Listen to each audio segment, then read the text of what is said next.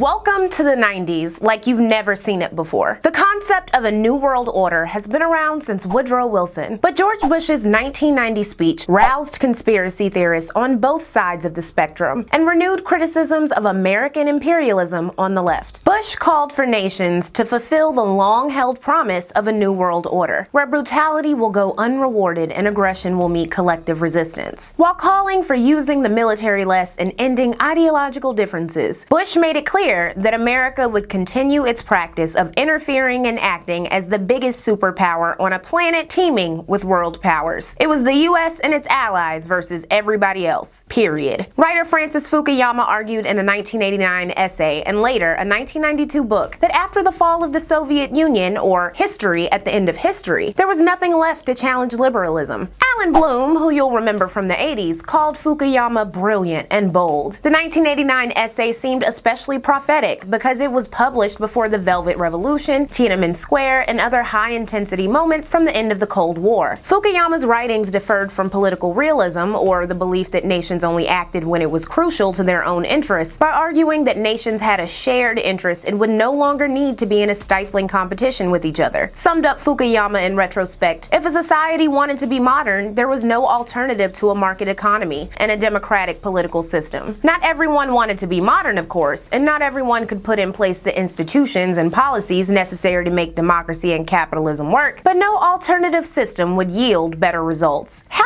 true would this assessment be by the end of the 90s? The New World Order was criticized and turned into conspiracy theory fodder that we'll address in episode 6, and George Bush wouldn't survive a second election. New World Order fell out of mainstream use, but the old quest for American dominance and imperialism would be taken up by Bill Clinton and subsequent presidents. And because of that, before we dive into all of the glorious, shocking, iconic, and little-known moments of the 90s in America over the next year, we have to check out what was happening around the world. I dare you to take a shot of alcohol every time I mention shock therapy, structural adjustment, IMF, or the World Bank, but it'd be irresponsible of me. When you watch the rest of this series, keep in mind that most of these major world events were always looming in the background of American society, shaping opinion in the economy, demographics, and triggering events in our future. In this episode of Lexual Does the 90s, we'll be taking a trip around the globe to understand geopolitics in the first half of the decade and examining the one-term presidency of George Bush.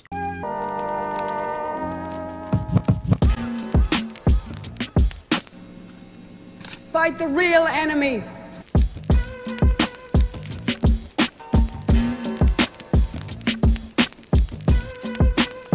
There will be a giant sucking sound going south. 1992 is not a year on which I shall look back with undiluted pleasure.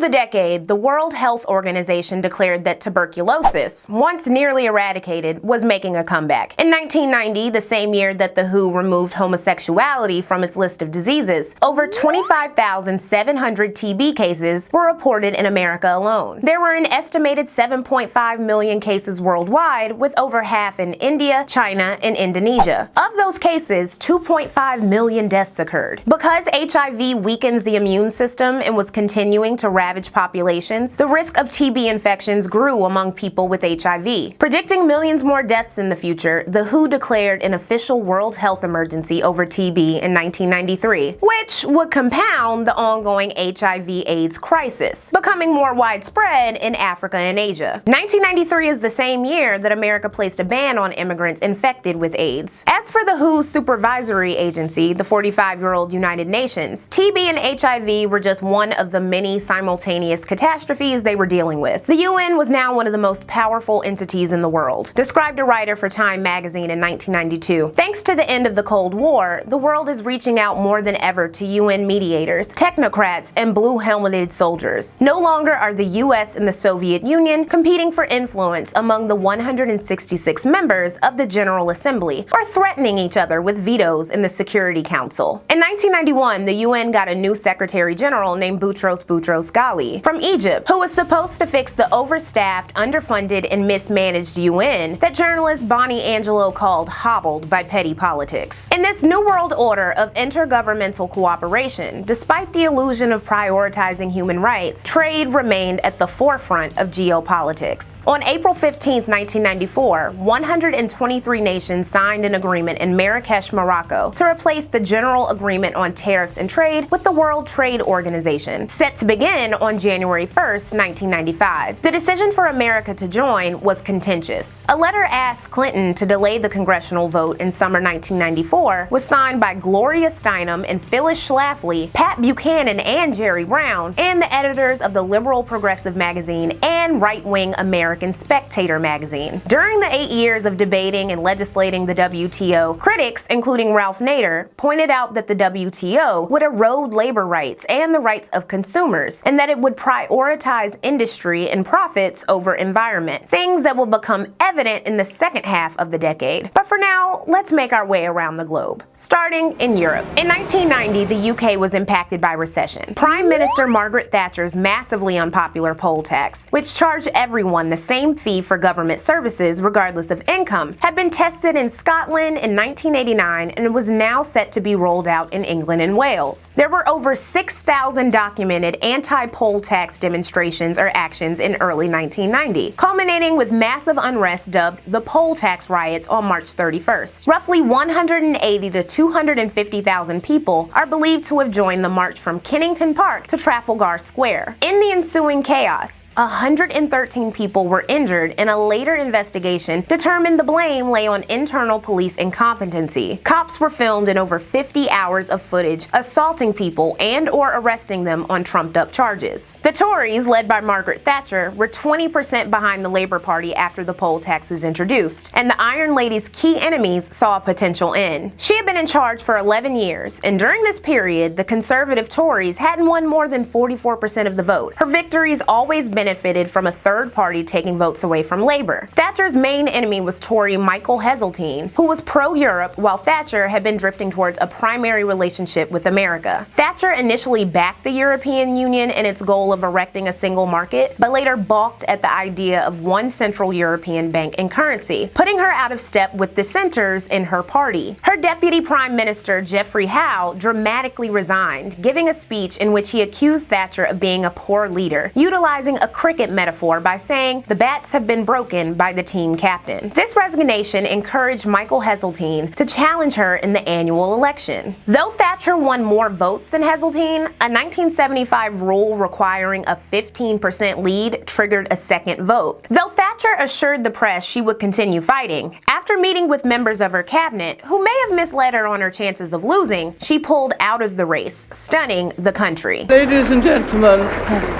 we're leaving Downing Street for the last time after 11 and a half wonderful years, and we're very happy that we leave the United Kingdom in a very, very much better state than when we came here 11 and a half years ago. Interestingly, a fictional version of the Iron Lady quit her prime minister role on a new TV show called House of Cards 1 week before the real one did. Another Tory named John Major eventually became prime minister, and he beat Labour leader Neil Kinnock in the general election. Thatcher had been against joining the European exchange rate mechanism, which required members to keep its exchange rate above a certain limit. When John Major became prime minister, he joined the ERM. And on September 16, 1992, the UK government was forced to withdraw sterling from the ERM because the pound was collapsing, leading to the day of economic freefall being called Black Wednesday.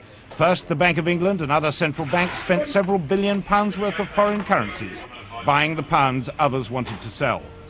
Then the Bank of England raised interest rates 2% to try to persuade speculators to stop selling. When that failed, it raised them another 3%. But still, the enemy kept coming. By the end of the day, the pound had fallen several pennies below its supposed ERM floor. The government had to act. This ultimately damaged the Conservative Party's reputation and the economy in the following years. Of course, all of that gets drowned out when you think about the royal family, whose 1992 was one for the tabloids. So before the 90s, much of the news and official writings about the royal family were positive and sanitized. While tabloids had become more invasive in the 80s, gossip about the royal family really rose in the 90s, and 92 was a standout year. 1992 is not a year on which I shall look back with undiluted pleasure.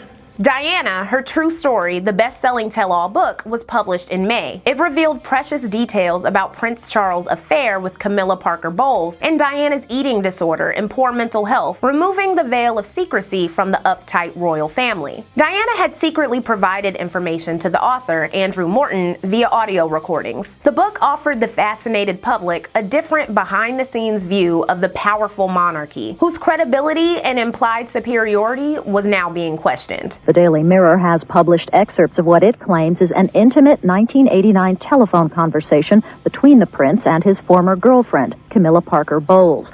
Buckingham Palace has refused to comment. A November 1992 fire at Windsor Castle caused $47.5 million in damage, and it was to be paid for with public funds, causing outrage. According to one poll, 76% of Britons wanted to cut taxpayers' support for the royals. The royal family is Britain's longest-running soap opera.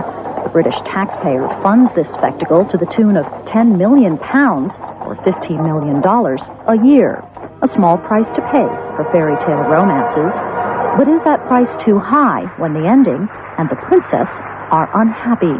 To quell criticism of the crown, earlier that year, the Queen volunteered to start paying taxes on her personal income and take her children off the public payroll. After the fire, her taxes began. At the time, 1 in 10 workers was unemployed, and the country was in its longest recession since the 30s. The same month of the fire, Prince Charles and Princess Diana went on a trip to South Korea and looked so miserable that a reporter called them the Glums. Right after, in December, it was announced that the pair was separating. Throughout this same period, Diana continued her work as a philanthropist, donating money to various causes from HIV/AIDS to cancer research. To learn more about the failure of royal romances like Tampongate and the impact of the press, check out the deep cut on the Intellectual Media Patreon at the end of this month. While the 1,200-year-old British monarchy was going through changes and drama, the UK was becoming more modern. First, the UK was the home of Tim Berners-Lee, who was creating the World Wide Web in 1990. In December 1993, British Parliament ended the practice of stores being closed on Sunday, with The Guardian reporting large stores will be allowed to open for a maximum of 6 hours between 10 a.m. and 6 p.m. Smaller shops will be allowed to stay open for as long as they like. This was after massive backlash from the Labour Party called to protect workers who refused to work on Sunday. That same year, the drug that would become known as Viagra was synthesized by a group of Pfizer scientists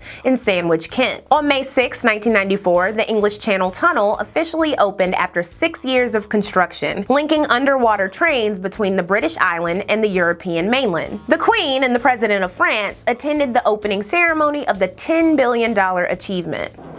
The Queen started her historic journey from the new Channel Tunnel terminal at London's Waterloo Station, aboard one of the Eurostar passenger trains that will eventually whisk travellers from London to Paris and Brussels in around 3 hours. Despite innovations, the old problems persisted in the UK. The early 90s saw the continuation of Provisional Irish Republican Army resistance, aka the Troubles. One of the most significant was the mortar attack at 10 Downing Street in 1991, which houses the Prime Minister. After 3 more bombs, the IRA announced a ceasefire in 1994. The 1991 UK census was the first to include a question about ethnicity, and it revealed that black people were 1.6% of the country's population. Many were immigrants from former and current British colonies, and they of course dealt with racism. 18-year-old Stephen Lawerence was an aspiring architect when he was stabbed to death on April 22, 1993, while waiting for a bus with his best friend in southeast London. His parents, who immigrated from Jamaica to the UK in the 60s, were pissed that police didn't investigate the murder quickly enough. They didn't search suspects' homes for 4 days and waited 2 weeks to arrest. By June 5th, 5 white men were arrested, but 2 would never be indicted because of a lack of evidence, and the other 3 were acquitted, despite the fact that they were members of a gang who committed other racist attacks in the weeks prior. Stephen Lawrence's murder and the soft handling of the culprits would impact Black UK in the media in the second half of the 90s. In Ireland in 1990, the country elected Mary Robinson to become the first female president. Under her leadership, homosexuality was decriminalized, contraceptives and divorce were legalized, and women were allowed to sit on juries. 2 years after the historic election, the largely Catholic nation was surprised when the Irish Supreme Court ruled that a 14-year-old rape victim could travel to the UK to get an abortion, sparking protests that abortion should be legalized in the country for everybody. At a 1992 protest in Dublin, singer Sinead O'Connor predicted things would change. I admit that a girl who's been raped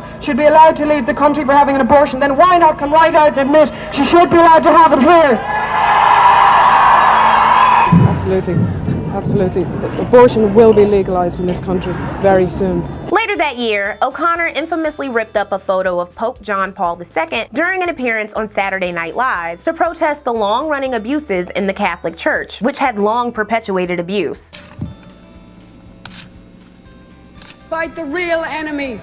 Sinead later said, "It's not the man, obviously. It's the office and the symbol of the organization that he represents. In Ireland, we see our people are manifesting the highest incidence in Europe of child abuse. This is a direct result of the fact that they're not in contact with their history as Irish people, and the fact that in the schools, the priests have been beating the shit out of the children for years and sexually abusing them. This is the example that's been set for the people of Ireland." Sinead was dragged by the media, banned from SNL for life, and this is what Joe Pesci had to say after he appeared on the show the following week. There was an incident on the show last week.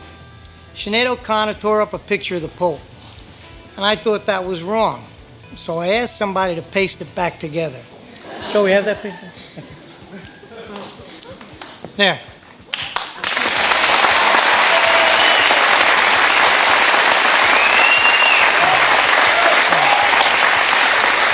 I think that's a lot better, thank you. Because if it was my show, I would have gave us such a smack.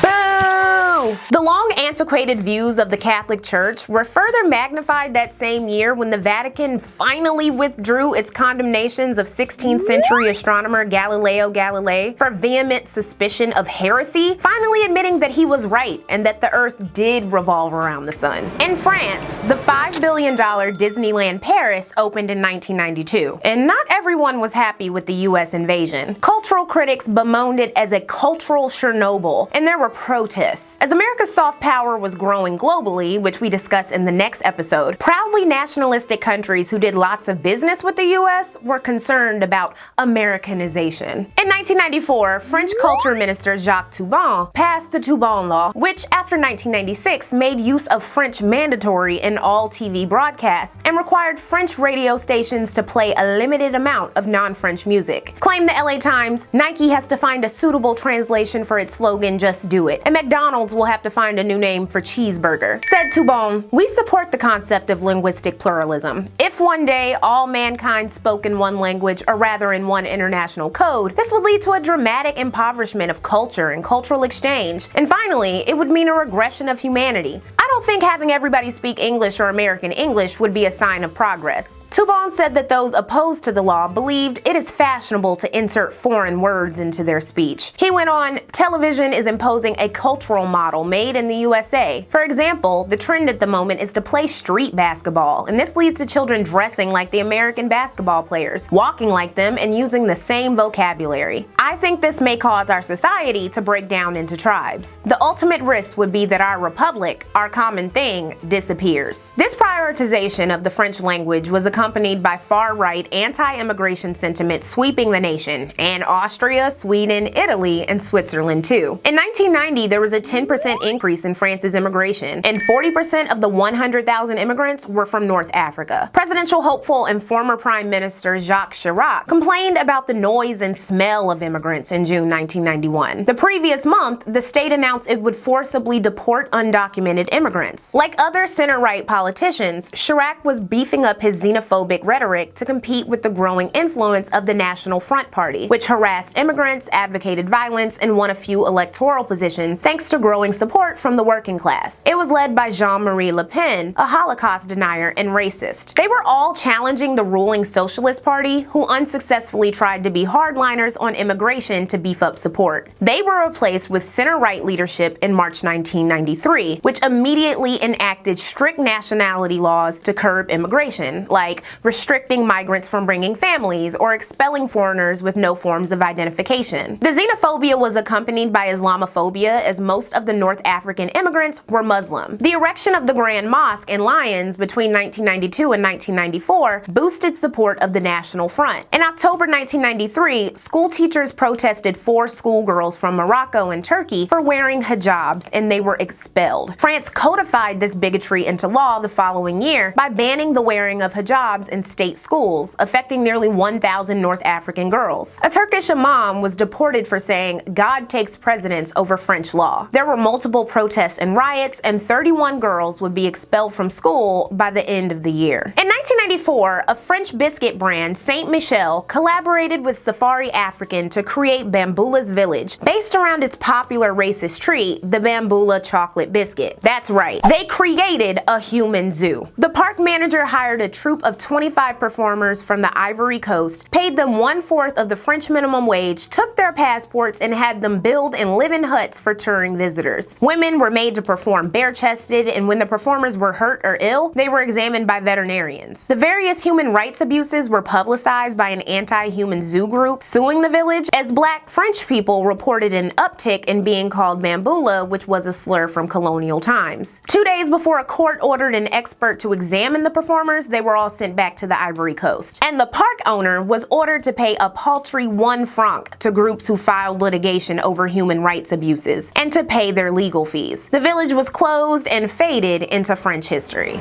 In the newly unified Germany after the fall of the Berlin Wall, xenophobia increased because of fears of immigrants taking jobs and homes. Plus, racism. There were 1,100 arson attacks against foreign people and their property between 1990 and 1992, like in Hoyerswerda in 1991. In the formerly East German city of Rostock, there were a large number of Vietnamese and Roma refugees who stayed in and outside of a tower with a sunflower. The city provided no food, water, or bathrooms, leading to theft and people using the bathroom in public. Local residents grew angry and hostile. For 3 days in August 1992, hundreds of Germans threw stones and Molotov cocktails into the Sunflower Tower, where 150 Vietnamese refugees and some Germans were trapped inside. The fire brigade, who attempted to intervene, received no police protection. Only a few protesters were convicted of violence against police, but none for attempting to kill the refugees until 2002, when 3 men were charged with attempted murder. After the Rostock riots, over the next few years, there were more German-led arsons against immigrants, including in the city of Mölln in November 1992, when 3 members of a Turkish family were killed by neo-Nazis in a house fire. The German government then banned one neo-Nazi group before banning another a few months later. 5 more Turkish people were murdered in the following year by Nazi skinheads in Solingen in May 1993, and the whole time there were anti-Nazi protests. But lest you think the racism in Germany was limited to violent attacks, in 1994 an official at Hypo Bank, the 4th largest bank in the country, acknowledged that it sometimes refused to open bank accounts to Black people. In September, 8 months after the first McDonald's finally opened its doors in Moscow, Pizza Hut followed, also opening a location in Beijing. The communist world was forever changed, reported the New York Times and the Moscow Hut. With toppings like salmon and sardines, the pizzas cater to the Russians' craving for salty foods. The same year, the USSR and America agreed to end chemical weapon production and began allegedly destroying their stock. As for the Soviet Union, the value of consumer goods it manufactured in 1990 was only about $2.1 trillion, and tax revenues were declining as local governments withheld giving money to the central authority because they wanted sovereignty. Revenue from alcohol had also dropped after Gorbachev's dry law, a 2-year policy from 1985 to 1987 that raised the cost of alcohol, prosecuted public intoxication, and restricted sales. The costs of the Soviet-Afghan War, Chernobyl, and cleaning up the 1990 Baku pogrom of Armenians added to the financial pressure, along with anti-Soviet demonstrations. Gorbachev was facing mounting scrutiny from liberals who wanted more lenient policies, like Russian Republic leader Boris Yeltsin, who advocated for Russian autonomy, and he faced criticism from hardline Marxist-Leninists who were pissed off at perestroika and glasnost opening the floodgates for more freedoms and dissent. Because the central authority could remove him as a general secretary, Gorbachev held held a presidential election to be decided by the Congress of People's Deputies, people most loyal to him. He won, becoming the USSR's first and only president, and replaced the Politburo with the Presidential Council. In May 1990, Gorbachev met with Bush for continued peace negotiations and approved the unified German state in a treaty that France, the UK,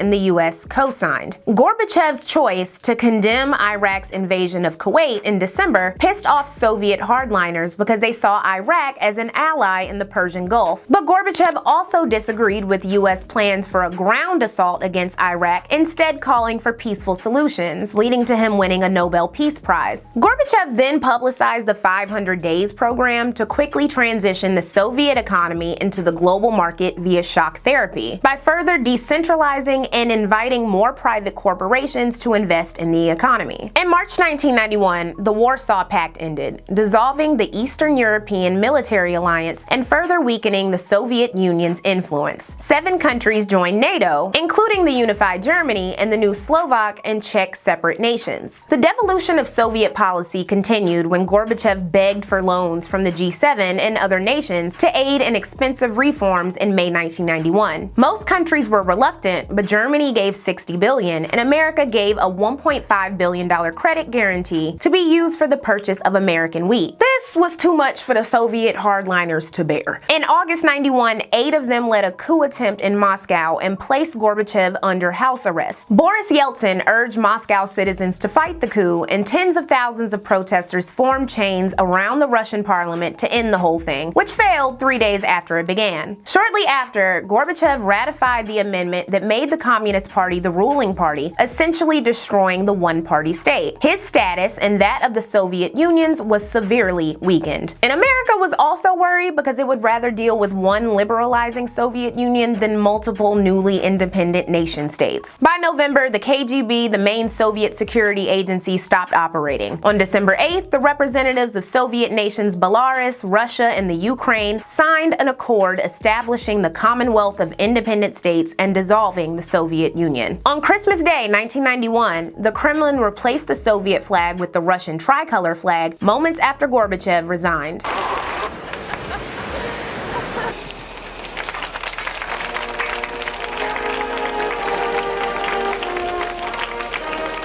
15 countries became independent, including Armenia, Latvia, Lithuania, Estonia, and Ukraine. The fall of the Soviet Union sent a bunch of countries into a spiral. Boris Yeltsin, who was given a year of special power by Parliament in 1991, immediately lifted price controls in December, causing average Russian consumer prices to shoot up by 2,000%. A third of the population slipped below the poverty line within a year. Yeltsin wanted to quickly release market forces in a dose of shock therapy, like all of the Eastern European post-Soviet states would, apart from Belarus. Warned a New York Times columnist, Boris Yeltsin's shock therapy for Russia is likely to bring economic anarchy that destroys democracy throughout the former Soviet Union. Economist Naomi Klein argued in her book The Shock Doctrine that numerous countries in the midst of economic, political, and wartime conflicts would experience manipulated shocks to the economy, creating disaster and confusion to facilitate the goals of Western powers and world financial institutions. That'll be a recurring theme during this episode. America supported Yeltsin because it proposed that an unstable ruble would usher in communism again. In addition to a $6 billion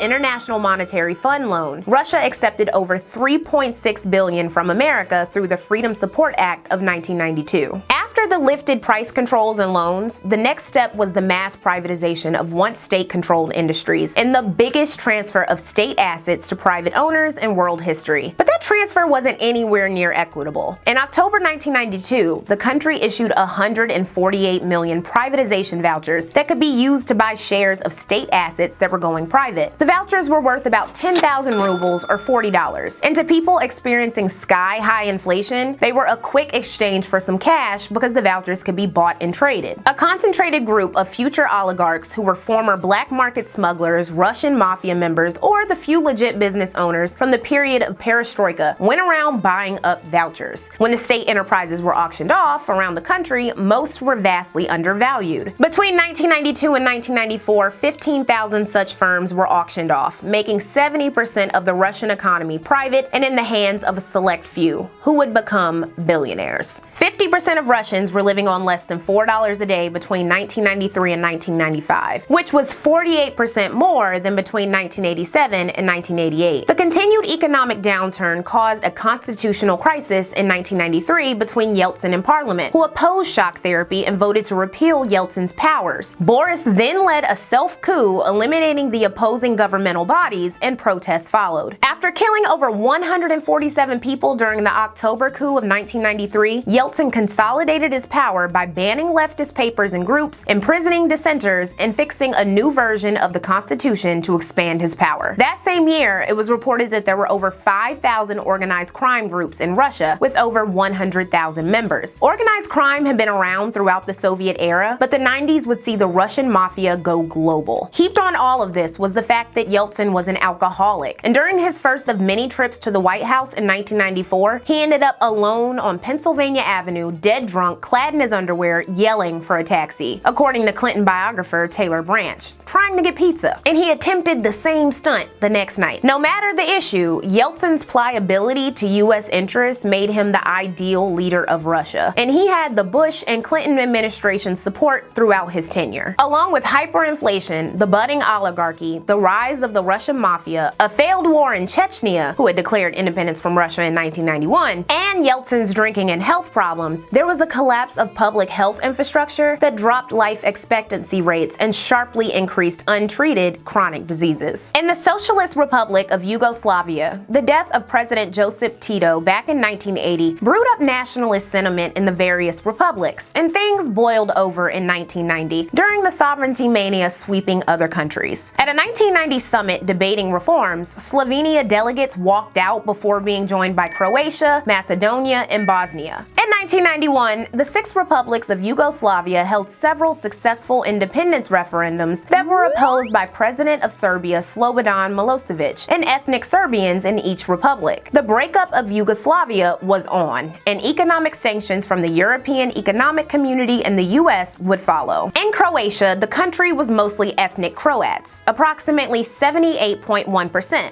and 12% were Serb. Serbs were highly populated and concentrated in areas specifically along the border with Bosnia. During World War II, when Croatia was a Nazi puppet state, Croats had been encouraged to genocide Serbs, making Serbs wary of living in an independent Croatia with a Croat majority. On June 25, 1991, Croatia and Slovenia officially became independent, so the Yugoslav army invaded Slovenia, beginning the low-casualty 10-day war, which resulted in the Briani Agreement, compelling Yugoslav to withdraw and force Croatia and Slovenia to postpone their independence by 3 months. Slovenia benefited from location and demographics. It was farther away, plus Serbs, and by extension Yugoslavia, were uninterested because of the low population of Serbs. So Serbian rebel groups took over towns in Croatia, calling their occupied territory Krajina. The Yugoslavian army, mostly made up of Serbs, invaded Croatia in July 1991, purportedly to keep the peace at borders, but instead allowing Serbians to occupy towns. The presidents of all 6 republics were called for a meeting headed by UN peacekeeper Lord Peter Carrington to create a document recognizing all 6 republics as sovereign nations. The proposal needed 5 votes to pass and was approved by everyone but Serbia. Serbia then blackmailed the president of Montenegro into changing his vote. Macedonia managed to break away from the republic in a peaceful referendum, but Croats and Serbs in Croatia fought until a 1992 ceasefire, which created a 2-year stalemate. So remember how I said Croatian Serbs were concentrated in areas including along the border with Bosnia? Well, Bosnia was the most multi-ethnic and multicultural region of Yugoslavia in 1991. It included 44% Bosniaks or Bosnian Muslims, 31% of the population were Serbian, and 17% were Croat. 8% were Yugoslav. During the Bosnian independence referendum, most of the Bosniaks and Croats voted for independence, while Serbs boycotted the vote. In January '92, the Bosnian Serbs voted decided to break away from Bosnia in their own independence referendum, which Bosnia disregarded. Yugoslavia was increasingly growing pro-Serb in place of being pro-communism, and the Yugoslav preservationists were whittled of its diverse groups to being mainly about Serbians and Montenegrins. So, in April 1992, the Socialist Federal Republic of Yugoslavia dropped Slovenia, Croatia, Macedonia, and Bosnia to become just the Federal Republic of Yugoslavia, made up of just Serbia and Montenegro. The new goal was to take over parts of Croatia and Bosnia to increase Greater Serbia. The Bosnian Serbs, declaring their own independent state, began attacking Sarajevo after a Serbian was killed by a Bosniak. The Yugoslav army transferred all Bosnian Serb members to the country to help. And by help, I mean they laid daily siege to the capital city of Sarajevo until 1995, killing approximately 5,000 people. This photo of Milija Veresinovic dolled up in the middle of the siege on her way to work, despite snipers everywhere and explosions, is a famous display of defiance. A Bosnian Serb leader mused over U.S. reluctance to intervene, saying, "The United States sends 2,000 Marines, then they have to send 10,000 more to save the 2,000. This is the best way to have another Vietnam," teasing the foreign policy mistakes still haunting the country. Most nations, including America, originally believed that what was happening in Yugoslavia was a European problem and that intervening would not be beneficial. Colin Powell, like in his assessment of Somalia, argued that American troops should be sent in full force for conflicts or not at all, and only when it was advantageous. As such, he refused to offer humanitarian aid, deployment of ground troops, or airstrike assistance. As the Bosnian Serbs continued taking more control of various areas, including leading those near-daily attacks on the capital for 4 years, the once allied Croats and Bosniaks fell out and began fighting by October 1992, kicking off the Croat-Bosniak War, or the war within a war. And I know this is confusing, but stay with me. This war within a war happened because the Croats began desiring to take over areas along the Croatian border so that they could be absorbed by Croatia, because like the Serbs, they wanted their own independent nation. A plan by the UN to carve the country into ethnic regions was rejected by Bosnian Serbs, and the Croats and the Bosniaks signed an agreement to stop fighting each other in 1994, and then America threatened more sanctions and possible intervention. But this was not a guarantee. The entire time, Bosnian Serbs were encouraged by extremists to ethnically cleanse the Bosniak and Croatian citizens. An estimated 100,000 people would be killed between 92 and 95, and 80% of them were Bosnian Muslim. In 1992, it was revealed that girls and women were being sent by train to rape camps.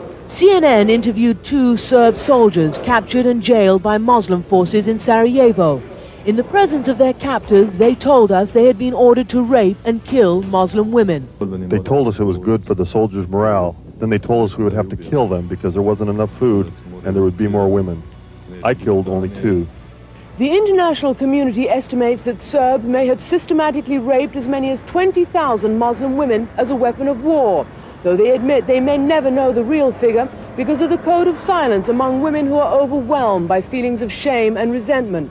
Resentment because stories like these have been filtering out for more than 6 months now, as the world stood silently by. Approximately 50,000 Bosniak women were raped in these places with the intention to plant the seeds of Serbs in Bosnia. As a result, 2,000 to 4,000 children were born, and women were only released when pregnant, though most were murdered or died. There were also rumors circulating of the sexual abuse of men in detention camps. Still, the Bush administration didn't comment. By July 1992, 10,000 Bosnians were fleeing a day, and the international Jewish community, seeing the parallel between the genocide and the Holocaust, were outraged. By August, the UN and US agreed to provide humanitarian aid, but the US, who under Bush refused to agree that ethnic cleansing qualified as genocide, refused to send troops. All of the UN peacekeepers sent into Bosnia during this time were European, and their presence would make the UN hesitant to authorize airstrikes in the future. Also, the UN peacekeepers were unauthorized to intervene in most cases of violence, making them essentially useless. In December 1992, Bush finally recognized the ethnic cleansing happening in Bosnia was genocide. By the time of the next administration, Bill Clinton and others avoided labeling the crisis a genocide because of the legal obligation that would follow. During his campaign, he talked about taking down the Serbs, but as soon as he got into office, his attention was diverted elsewhere, as we'll dive into in the next episode. Observers ran through a litany of excuses, to many observers, it was a tragedy that the US had sympathy for, but it was a consequence of the breakup of Yugoslavia and unwinnable like Vietnam. Black Hawk Down, coming up shortly, only made intervention seem more unwise. Clinton implemented an interventionist approach by supporting tight economic sanctions on Bosnia and calling on the slow-moving UN to act. The economic sanctions did nothing. As Clinton let the genocide simmer to neoliberal and conservative American approval, the only outspoken opposition to his policy from within was Madeleine Albright and later National Security Advisor Tony Lake. Colin Powell clashed with Albright over whether or not to intervene, but in September 1993, when he was quitting his position as chairman of Joint Chiefs of Staff, he changed his tune and said he predicted troops being sent in the following months. As the violence worsened, the Clinton administration, including Albright and Lake, proposed not just threatening airstrikes, but a policy of dropping arms shipments to the Bosnian capital for poorly trained Bosniaks, which would require the UN to lift its arms embargo. The lift and strike plan of arming civilians was first championed by the Bosnian president in 1992 and later supported by US senators. Clinton took up the lift and strike cause to strengthen his interventionist policy and separate himself from Bush. Secretary of State Warren Christopher wasn't enthusiastic about the plan, and neither were the European allies he tried to sell it to, so the proposal was no longer supported by 1994. Around this time, the UN had approximately 30,000 troops in the former Yugoslav territory, with 12,000 in Bosnia alone. In February 1994, after a bomb killed 68 civilians in a market, NATO issued an ultimatum telling Serbs to give up their weapons in 10 days or else. The Serbs refused and then launched a series of devastating attacks that would continue into the next year as Serbian leadership set its sights on destroying 3 Muslim enclaves to end the war once and for all. On August 2nd, 1990, Iraq invaded Kuwait. The devastation of the Iran-Iraq war had been costly, and Iraq owned over $14 billion to Kuwait. Iraq was also threatened by Kuwait's oil production, which they believed drove down their profits. Plus, the invasion satisfied Iraqi nationalists who disliked that Kuwait had become an independent nation after the intervention of the British government. But the invasion caused global outrage from India to France to China to the Soviet Union to the US, which leader Saddam Hussein hadn't anticipated. Shit, a week before the invasion, the US ambassador to Iraq, April Glaspie, told Hussein that we have no opinion on the Arab-Arab conflicts, like your border disagreement with Kuwait. Historians and analysts have debated over whether or not this quote was directly about Iraq invading Kuwait, and if Hussein took this comment as a sign that the US would look the other way. Western Europe, the Soviet Union, and China placed trade embargoes on Iraq, while others demanded Iraqi troops withdraw. Bush quickly mobilized 100,000 American troops to stand by in Saudi Arabia, and waited until after the midterm elections, when a UN resolution authorized military force in the region. Bush compared Hussein to Hitler and hyped up the invasion as a potential domino effect, claiming that Hussein would invade Saudi Arabia after Kuwait without US intervention. He claimed that 250,000 Iraqi troops and 1,500 tanks were at the border between Kuwait and Saudi Arabia, which a St. Petersburg Times reporter named Jean Heller investigated. Coincidentally, Heller is a The Ohio State University grad, who also broke the news about the Tuskegee syphilis experiments in 1972. She found that there weren't Iraqi troops at the border in such large numbers. She wrote, only days after the Soviet photos were taken, the Pentagon said Iraqi forces in and around Kuwait had grown to 360,000 men and 2,800 tanks, a sizable enough movement of troops and equipment to leave telltale marks and scars on the landscape that should be visible by satellite. Soviet analysts whose cameras captured the photos she used for proof said, we're willing to concede, at least for purposes of argument, that it is not impossible that all Iraqi activity is below the level of resolution. But if there were tent cities, if there were bunkers, if there were staging, supply, and maintenance areas, we find it really hard to believe that we miss them. When confronted by Jean Heller, Secretary of Defense Dick Cheney told her, trust us. So all these alleged troops near the Saudi Arabian border is one reason that Congress decided to get the war cracking, but the other was because in October 1990, testimony from a 15-year-old Kuwaiti girl named Nayirah sent shockwaves. While I was there, I saw the Iraqi soldiers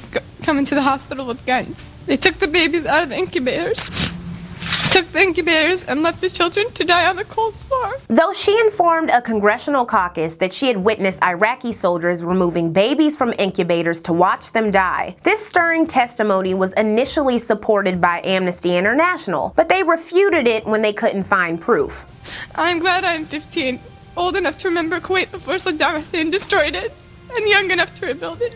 Thank you. It was later revealed that not only was Nayirah the daughter of the Kuwaiti ambassador to the U.S., but that her testimony was organized by a public relations firm working for Citizens for a Free Kuwait, the AstroTurf group created by the Kuwaiti government to rally support for U.S. intervention. In November, the UN gave Iraq one final chance to leave Kuwait by January 15, 1991, and in the process authorizing states like the U.S. to use all necessary means if Iraq didn't leave. In December, Iraq proposed a withdrawal from Kuwait if a solution was provided for the Israel-Palestine issue, and Israel was stripped of its weapons of mass destruction, to which the Allied forces refused. Iraq didn't leave Kuwait, and the January 15th deadline arrived. The U.S. resolution authorizing war passed the Senate by 6 votes, and all the Democrats who voted against were ridiculed as weak. No blood for oil, chanted anti-war protesters in the streets of downtown Chicago and other cities. However, polls showed the majority of white, Asian, and Latino respondents saying the U.S. should go to war. Late on January 16th, airstrikes began and troops were deployed in Operation Desert Storm, kicking off the Gulf War. The U.S. was joined by the British Royal Air Force, France, Saudi Arabia, Egypt, and of course, Kuwait, and they quickly beat back Iraqis from the region, with their victories hyped up and trumpeted by CNN's 24/7 coverage. The station's coverage boosted its ratings by 12 times, as it was the first continuous live footage of an American war. The whole thing was done by February 28, 1991. Kuwait is liberated. Iraq's army is defeated. Our military objectives are met.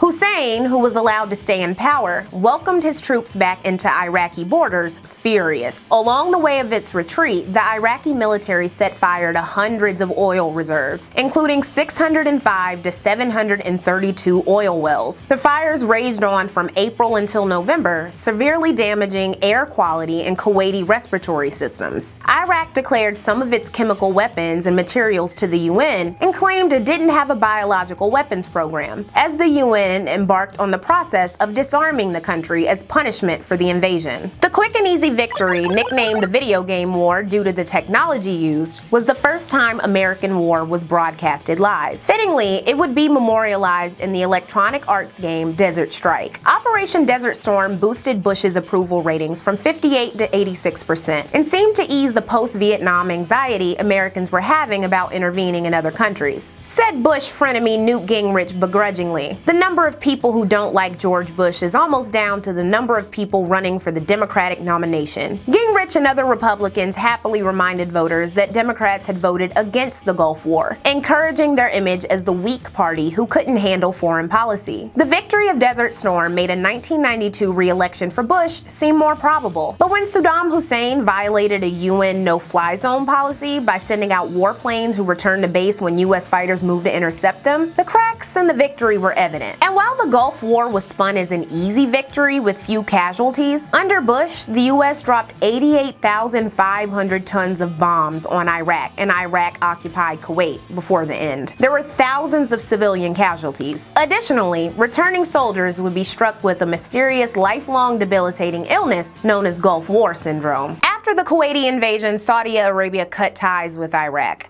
and isolated the country. In a shock felt around the world, oil prices rose because Iraq, Saudi Arabia, and Kuwait were all major suppliers of oil, sending prices up from $21 a barrel to a peak of $46, which lasted 9 months. But then Saudi output surged above pre-invasion levels. This was good for their coffers, as it was spending a considerable amount of money and time to court Sunni Muslims from around the world, who were 90% of the globe's 1 million Muslims. One example is the $6 million it provided to the building of the Grand Mosque in Lyons, France. On July 3, 1990, 1,426 Muslims died, mostly by suffocation, in a pedestrian tunnel leading outside of Mecca. Many of the pilgrims were Malaysian, Indonesian, and Pakistani. Saudi Arabia resisted calls for an international investigation into failed safety and ventilation measures. Said King Fahd, "It is God's will which is above everything. Had they not died there, they would have died elsewhere and at the same predestined moment. The leader of a group of Indonesian Muslim scholars said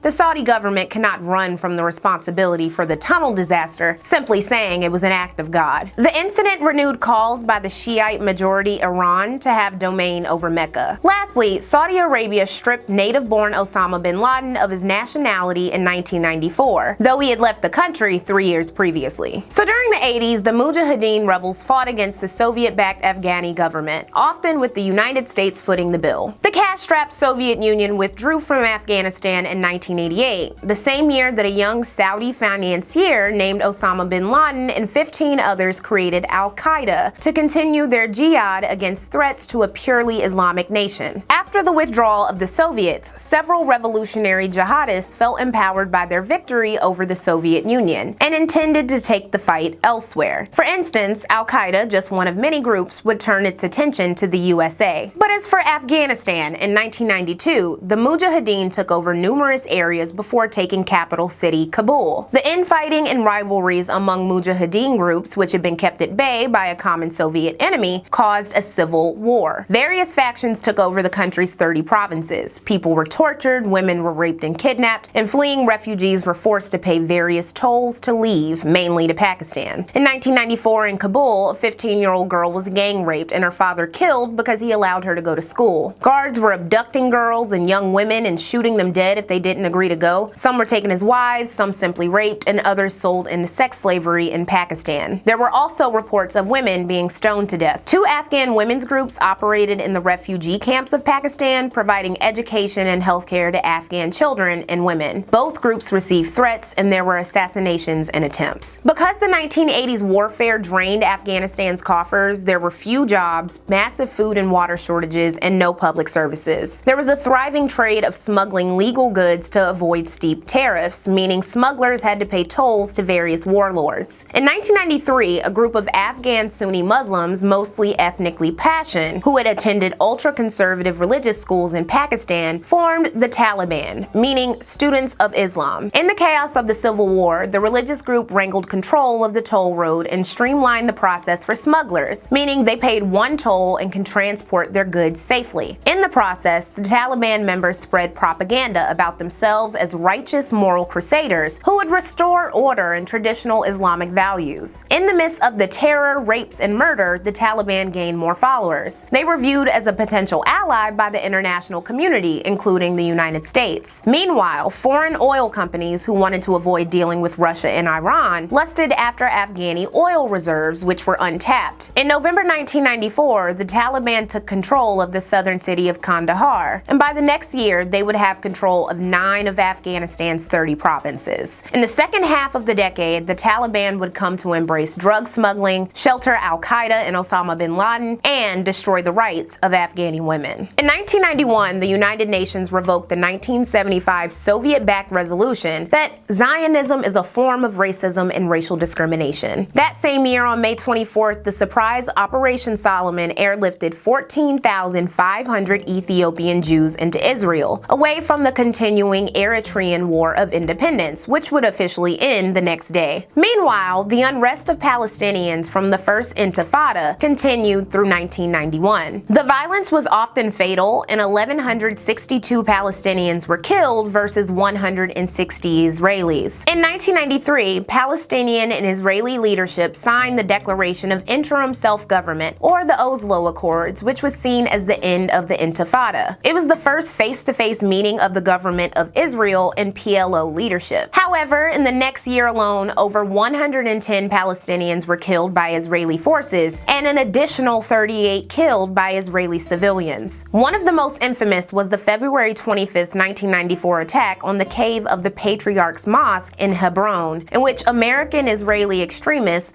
Baruch Goldstein opened fire on attendees, killing 25 and injuring 125. Goldstein was beaten to death by a crowd. Afterward, Jewish Israelis were segregated from entering major Palestinian areas and vice versa, but the violence and attacks against Palestinians would continue in the second half of the decade, as well as retaliatory attacks by Palestinians. Israel also carried out Operation Accountability, or the 7-Day War against southern Lebanon in July 1993, displacing 300,000 Lebanese and Palestinian refugees and killing 120 civilians. Their three goals were to 1. Punish Hezbollah and militant Palestinians, 2. To make the South Lebanese area less appealing as a tactical base for Hezbollah, and 3. To create a flow of refugees towards Beirut that would pressure Lebanon to rein in Hezbollah, who was receiving aid from Iran and Syria. With this intent to sow terror, Israel was violating international humanitarian law. The U.S., who was supplying over $1.8 billion in aid to Israel a year, helped broker a ceasefire within a week, though violence would continue in the second half of the decade. After all, Israel purchased approximately $4 billion in arms from America in the early 90s. Lastly, in 1994, Israel and Jordan reached a peace agreement, ending 46 years of war and opening up the borders between the two countries. While Syria ignored the news, Hezbollah launched attacks on small towns. In Sierra Leone in 1991, the rebel United Front, who opposed a long-standing dictatorship, began selling diamonds in the east of the country to buy weapons. The RUF didn't advocate any specific political position, instead falling back on no more slaves, no more masters, power and wealth to the people. The Sierra Leone army was unable to suppress the RUF, and soldiers on both sides attacked, looted, and raped their way across the country as the violence spread for the rest of the decade, leading to over 50,000 deaths and an abundance of mutilation, child soldiers, and sex slavery. The RUF abandoned its early promise to overthrow the government and protect the people, and instead focused on protecting its diamond trade, which, along with violence, was destroying the economy. In Liberia at the dawn of the 90s, President Samuel Doe was extremely unpopular, less than a decade after he overthrew Americo-Liberian rule in the 1980 coup d'etat. The country was suffering from a struggling economy. It couldn't renew its IMF loan, and the US was distancing itself. Many young affected men were fleeing, and a bunch ended up in Libya, learning about leftism and training under Muammar Gaddafi. One of those men was Charles Taylor, Gaddafi's protege, and he founded the National Patriotic Front of Liberia in the Ivory Coast in 1989. Shortly after, he and his armed rebels invaded northwest Liberia. In 1990, a fracture in Taylor's group led to a militia called the Independent National Patriotic Front of Liberia, led by Prince Johnson. There were also Doe's Liberian armed forces, and the country was plunged into violence and chaos between these three groups. War became extremely profitable for all involved, and more warlords emerged, though Taylor controlled 95% of the territory by 1990. Prince Johnson also publicly tortured and murdered Samuel Doe before the year was over. In the midst of the mass murders that killed 150,000 people, over 800,000 were displaced and thousands of children were forced to be soldiers. In 1990, Nigeria, Ghana, Guinea, Sierra Leone, and Gambia decided to merge their military might together into the Economic Community of West African States Monitoring Group to intervene in Liberia. But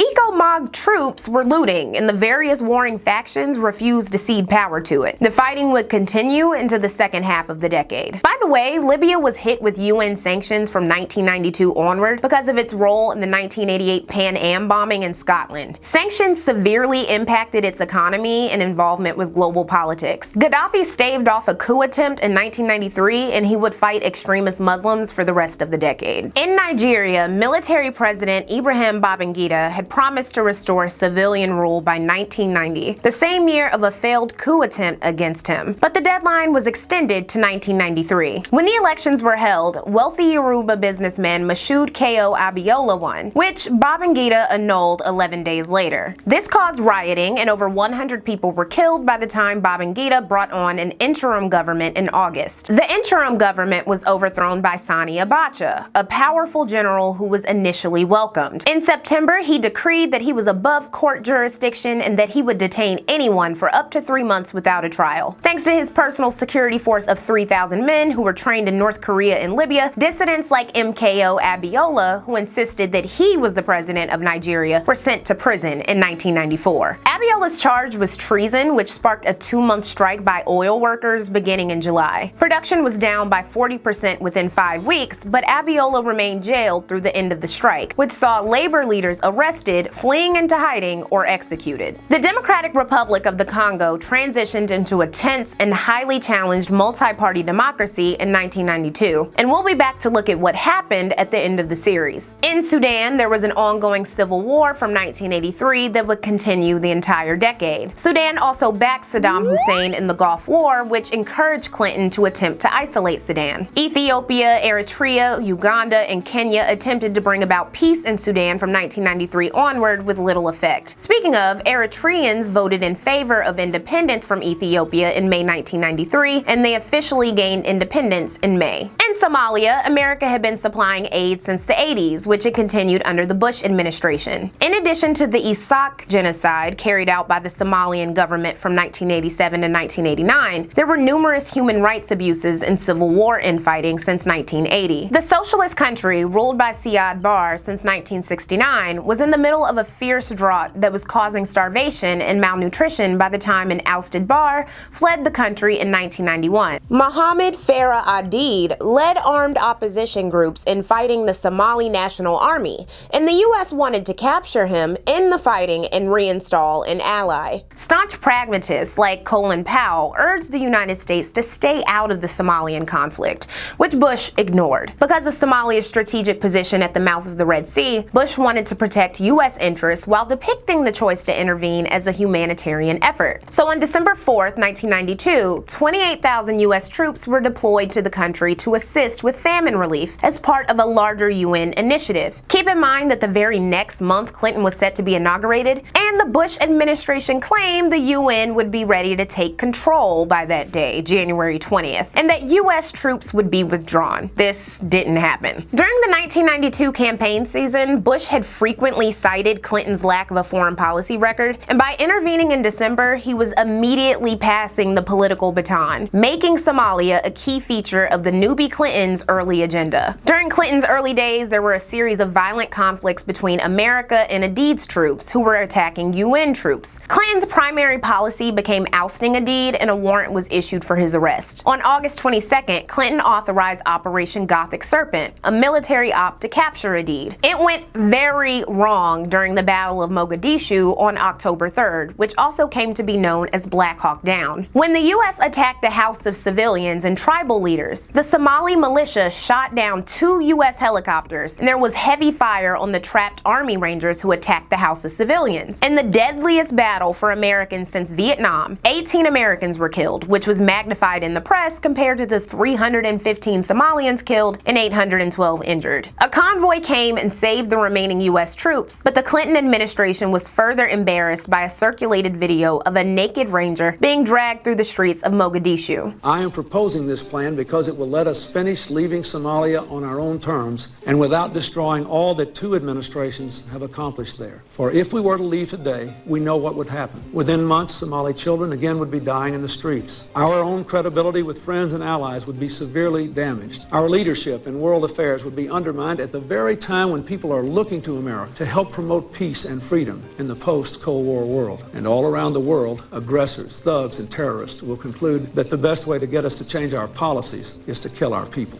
Troops were sent in to reinforce, but all were withdrawn by March 31st, 1994, and the search for Aidid was abandoned. The fallout of Black Hawk Down impacted Clinton's handling of the Rwandan and Bosnian genocides because more Americans became vocal against intervening in global affairs. 2 years before the 1961 withdrawal of Belgium from Rwanda-Urundi, which split the colony into the nations of Rwanda and Burundi, an ethnic majority, the Hutus, gained political and social power over the Tutsis that would continue for over 30 years. The German and Belgian colonizers had catalyzed the hatred between the two groups with phrenology and a divisive caste system. Facing violence and killings, 40 to 70% of Tutsis left Rwanda, and approximately 50 to 70,000 went to Uganda and settled with other Rwandan exiles, known as Banyarwandas, and they were treated like outcasts. After 1961, Tutsis remaining in Rwanda, about 18% of the population, were treated like second-class class citizens and subjected to violence, a flip of their previous dominance. Fast forward to 1990. Banyarwanda were barred from going back to Rwanda and stripped of citizenship by Hutu leadership. The Rwandan Patriotic Front, made up of those Tutsi who were exiled or fled, formed near the Ugandan border and invaded Rwanda in 1990 and came to be led by Paul Kagame. They were trained and supplied by Ugandan President Yoweri Museveni and squared off against the Rwandan armed forces who were backed by France and Belgium. The president, Hutu Juvenal Habyarimana, claimed to want peace and agreed to negotiate through the UN, while secretly beginning practice massacres against Tutsi and politically moderate Hutu. Between 1990 and March 1993, 10,000 Tutsi were detained and 2,000 were murdered. On August 4th, 1993, the UN brokered a peace agreement between the RPF and Rwanda called the Arusha Accords. Before this agreement to share power between the rebels and the government, it was reported that the Hutu government had imported 85 tons of munitions and 581,000 machetes, which was enough machetes for 1 in 3 adult men. But this statistic has been disputed. At the time of the Arusha Accords, there were 2,500 UN peacekeepers in Rwanda from Belgium, Tunisia, Bangladesh, and Ghana, led by Major General Romeo Dallaire, who requested another 5,000 troops and authorization to fight. 2 days before additional troops were sent, Black Hawk Down occurred, leading to UN troops being banned from taking action or seizing weapons in the event that a PR scandal occurred. That same month, there were killings of Tutsi by Hutu in nearby Burundi until December, and reprisal massacres leading to approximately 116,000 people dead. It all started because the first democratically elected president, a Hutu named Melchior Ndadaye, was assassinated in a failed military coup by Tutsi. This is often overshadowed by Rwanda, but Burundi would devolve into more violence and the power of the state crumbled. So meanwhile, the CIA knew that the Hutu leadership had a growing list of people they were going to execute, including politically moderate Hutus who supported the Arusha Accords. In January 1994, the CIA privately estimated that 500,000 people were going to die in Rwanda, and Romeo Dallaire had sent a fax to UN officials warning them that there were arms caches and assassination plots. The UN denied Dallaire's request to raid the caches. On April 6, 1994, President Juvenal Habyarimana was assassinated when his jet was shot down by an unknown party. Also on the plane was Burundi President Cyprien Ntaryamira, who came to power after Burundi's civil war. Hutu supremacist media quickly claimed the assassination was by RPF, while the RPF accused extremist Hutus of assassinating the president to rouse anti-Tutsi violence and seize power. Hutu strategically got the UN peacekeepers to pull out by murdering the new constitutional leader, Madame Agate Uligiamana, 14 hours later. She was the first and only female prime minister, and 10 Belgian peacekeepers who were accompanying her were murdered and mutilated. 5 Ghanaian peacekeepers who had been with her weren't killed. Within 4 days of the president's assassination, 32,000 people, mostly Tutsi, were murdered. On April 15th,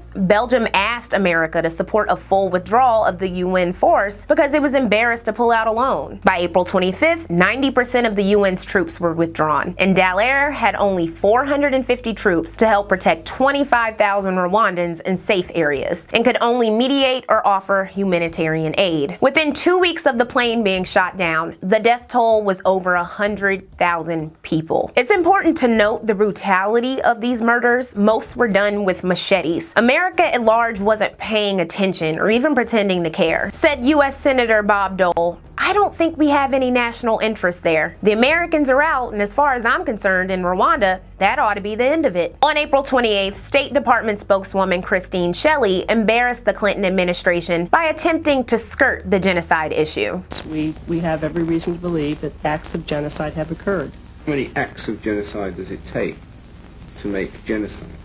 Ellen, that's just not a question that I'm in a position to answer. On May 1st, an internal Department of Defense memo cautioned officials against using the term genocide because genocide finding could commit the U.S. to actually do something. Meanwhile, Boutros Ghali of the UN complained, "The member states are fatigued. When I was elected in 1991, we thought the UN would be able to solve all the world's problems with a few thousand troops. Suddenly, we discovered that rather than 1 or 2 operations, we had 17. Rather than a few thousand, we needed 70,000 soldiers. Rather than spending $600 million for the peacekeeping, we needed $4 billion. On May 3rd, the U.S. officially proclaimed distance from the Rwanda crisis. It specified specified that America would only support other nations carrying out UN missions if it was in the national interest of America. Even while many orders to murder Tutsi were given out over radio stations, the Pentagon rejected Dallaire's request to use the American Air Force to jam radio signals in Rwanda, citing the cost of $8,500 per flight hour. The Pentagon claimed this money was better utilized for food relief, which never happened. Clinton continued to insist there wasn't enough money for a crisis of such little American interest. But of course, there was interest, especially in the black community. An October 1994 Ebony article noted that mainstream media wasn't documenting the ways black people were responding to the genocide. AfriCare, a Washington, D.C. based nonprofit, maintained a field office in Kigali and distributed clean water, medical supplies, and shelter thanks to numerous donations from individuals and black churches. Celebrities like Janet Jackson, Harry Belafonte, and Whoopi Goldberg donated money and aid. Representative Donald Payne of New Jersey was the foreign policy spokesman for the Congressional Black Caucus, and he loudly critiqued the crisis and urged Clinton's administration to act. International leaders considered designating safe zones in which to deploy 5,000 armed troops, having troops invade the country and find Tutsis to bring back, or having Tutsi find their own way to safe zones. As the international community debated on strategy, 300,000 people were dead in less than 40 days, and thousands of women had been raped. The PFK and Kagame faced criticism for focusing on capturing Kigali, the Hutu stronghold, rather than heading south to protect Tutsis. Some refugees managed to find protection by some Hutus, like the 1,268 people who stayed at a hotel manned by Paul Rusesabagina. On May 6th, the UN agreed to send 5,000 armored troops, but bickering over cost and transportation meant another month slipped by, leading to a total of over 800,000 deaths. The UN Security Council then authorized France, who was cozy with Hutu leadership, to intervene in southwest Rwanda, where they designated safe zones that the Hutu controlled. By the way, France had stayed allied with Hutus even though they knew from the beginning they were planning to kill Tutsis, so it's no surprise that multiple Tutsi people inside safe zones still ended up dead. On July 17, 1994, the Tutsi RPF rebels captured Kigali, forcing 1.7 million Hutu and officials to flee to Zaire and Tanzania, ending the genocide. The RPF established an interim government while the UN replaced French troops with Ethiopian ones. Weeks after Clinton had said there was no money for Tutsi victims of genocide, he allocated $320 million in emergency relief to Hutu refugee camps, where 2,000 people were dying a day. The flow of refugees across Rwanda's borders has now created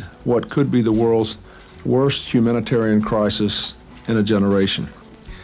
It is a disaster born of brutal violence, and according to experts now on site, it is now claiming one life every minute.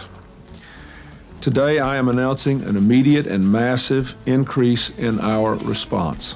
As Donald Payne said, too little, too late. As for Rwanda, the country appointed a Hutu as president, but Paul Kagame, who became both Minister of Defense and Vice President, was the one truly in charge. The country would also be forced to face the aftermath of a massive increase of HIV/AIDS due to the hundreds of thousands of girls and women who were raped and the destruction of public health infrastructure. In Zimbabwe, the 25-year state of emergency first enacted by Robert Mugabe was lifted in 1990, the same year he won re-election as president. Before and during the March 1990 elections, newspapers claimed he was still adamant about establishing a one-party Marxist-Leninist state, even as communism crumbles in much of the world. However, Mugabe was also applauded for protecting the interests of the estimated 120,000-strong white community. Mugabe not only won re-election, but so did 117 members of his party, the ZANU-PF. The elections were not free or fair. Mugabe then pivoted to free market economics and accepted an IMF loan in 1991. Meanwhile, from 1992 onward, discontent brewed over his plans